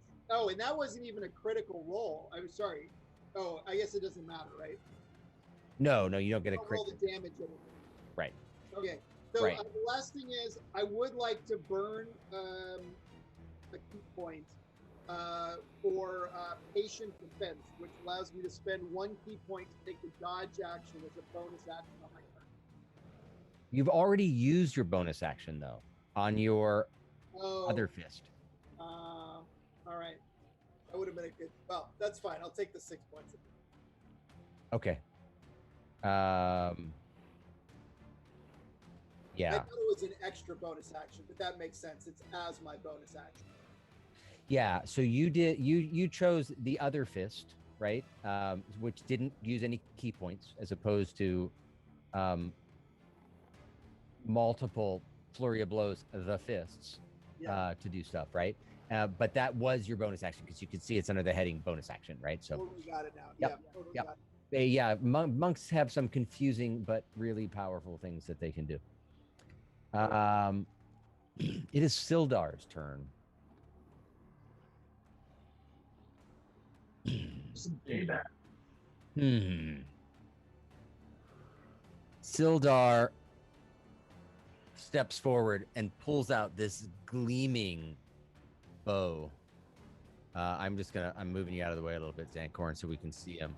He is also in a flanking position with Rampuri on one side, and he looks at him and he's like, "You fucking bastard. I'm trying to roll." And he gets advantage on the roll. I'm waiting to see it. Critical hit.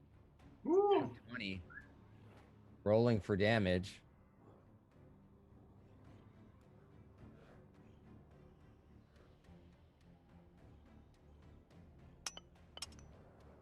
Seven points of damage. Nice. He didn't roll that great on the Done. other one, but still. Actually, no, hold on. I rolled that wrong. It's double the dice, not 2 dice. Let me do that again. Oh, well, that's a lot better. 13 points. 13 points of damage. You Nice. see him lean back and slice, and he angles his longsword back to get the longest run of the blade, sliding against his back, and just opens up a gash.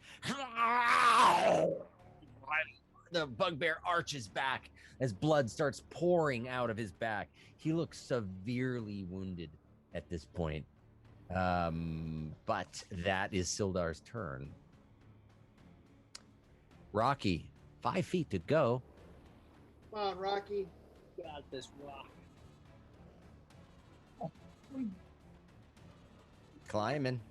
Ba-na-na-na-na, bun, da-na-na-na-na, bun. 20. 20. You finally get a grip. You understand this fissure, and you're able to pop out at the top. You actually still have 20 feet of movement. Well, why do I need to move when I can? Oh, Well, right now you're behind Stalagmite, but you're tall. He's tall. You'd have a straight shot. and that's what I'll do. Longbow it is. Go ahead and attack. 17. 17 to hit.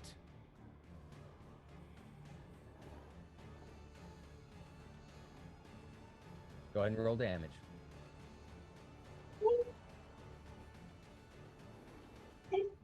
11 points. 11. Maximum. Why don't you tell Had us- to get him. Why don't you tell us what that looked like? Ooh, well, he's got this huge wound. It opened in his back, and I just beat it right on that blood. Went right through his shoulder, out his heart.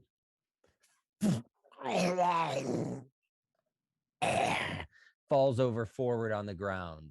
Ausgezeichnet. Dead.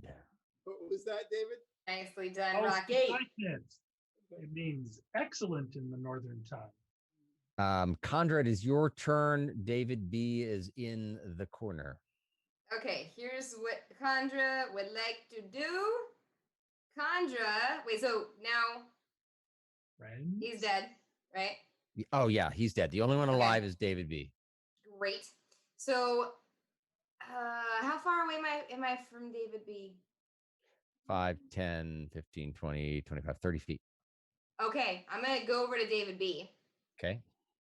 Wait, this is a bad idea. Hang on. Yeah, okay. That's no. Okay, here's what I'm gonna do. I'm gonna I'm gonna go okay, kind of next to the dead wolf, so I have a tiny bit of cover. Okay. Okay. I'm thinking of a plan here. Going as we go. And then I'm gonna cast friends on David B. All right. Consider it. I'm gonna say you guys have been hostile to him. I don't think it should. I don't think it should. Never work mind. for this. Yeah. Okay, never mind. Knock him out. I should just. Oh God, I just feel like I should kill him. No. I know, but like I don't have a way to like not kill him. What do you do? Punch him. Or don't do anything. I don't think I'm good at hand to I tell hand. everybody wait. And I scream to the goblin, give up in goblin now. Drop your bow. Go ahead and roll a persuasion check. Is it persuasion or intimidation? Intimidation. I'm sorry. Thought Thank that you. was pretty persuasive. Yeah, I, maybe. I totally gave up my bow. I just dropped my stick. I rolled a very persuasive 8. 8. He looks at you, and then he sort of steals his eyes and looks around at his friends. That's not doing anything. Okay, can I do Khandra. that? Can I be like, wait, is this my action right now? If I tell him to, If you want to give try up? to convince him, that'll be your action. Okay, I'm gonna do it regardless. I'm gonna say, David B. This is weird to say. Give up, and we might let you live. Go ahead and roll. A persuasion is a 21. These goblins speaking. What would it be if it was, persuasion, because you did a persuasion check. Yeah, 21. He Good steps luck, back. Hancock. He slowly sets down his bow and lifts his hands up. I surrender. He does speak common as well as goblin. I surrender. Don't hurt me. Good. Can I go up to him and like tie his hands and stuff? Yeah, you guys can go up and tie his hands and keep him secure, and that is where we will end this evening. You have vanquished the enemies of the cave and have left one person alive. Maybe not the right person, but we'll find out. 3 episodes without a long rest, or even a short. Yeah, rest. you guys have totally pressed yourself to the bet. Zancorin, I'm just gonna, does anyone want to try to heal him, or stabilize him? Tatiana. Yes.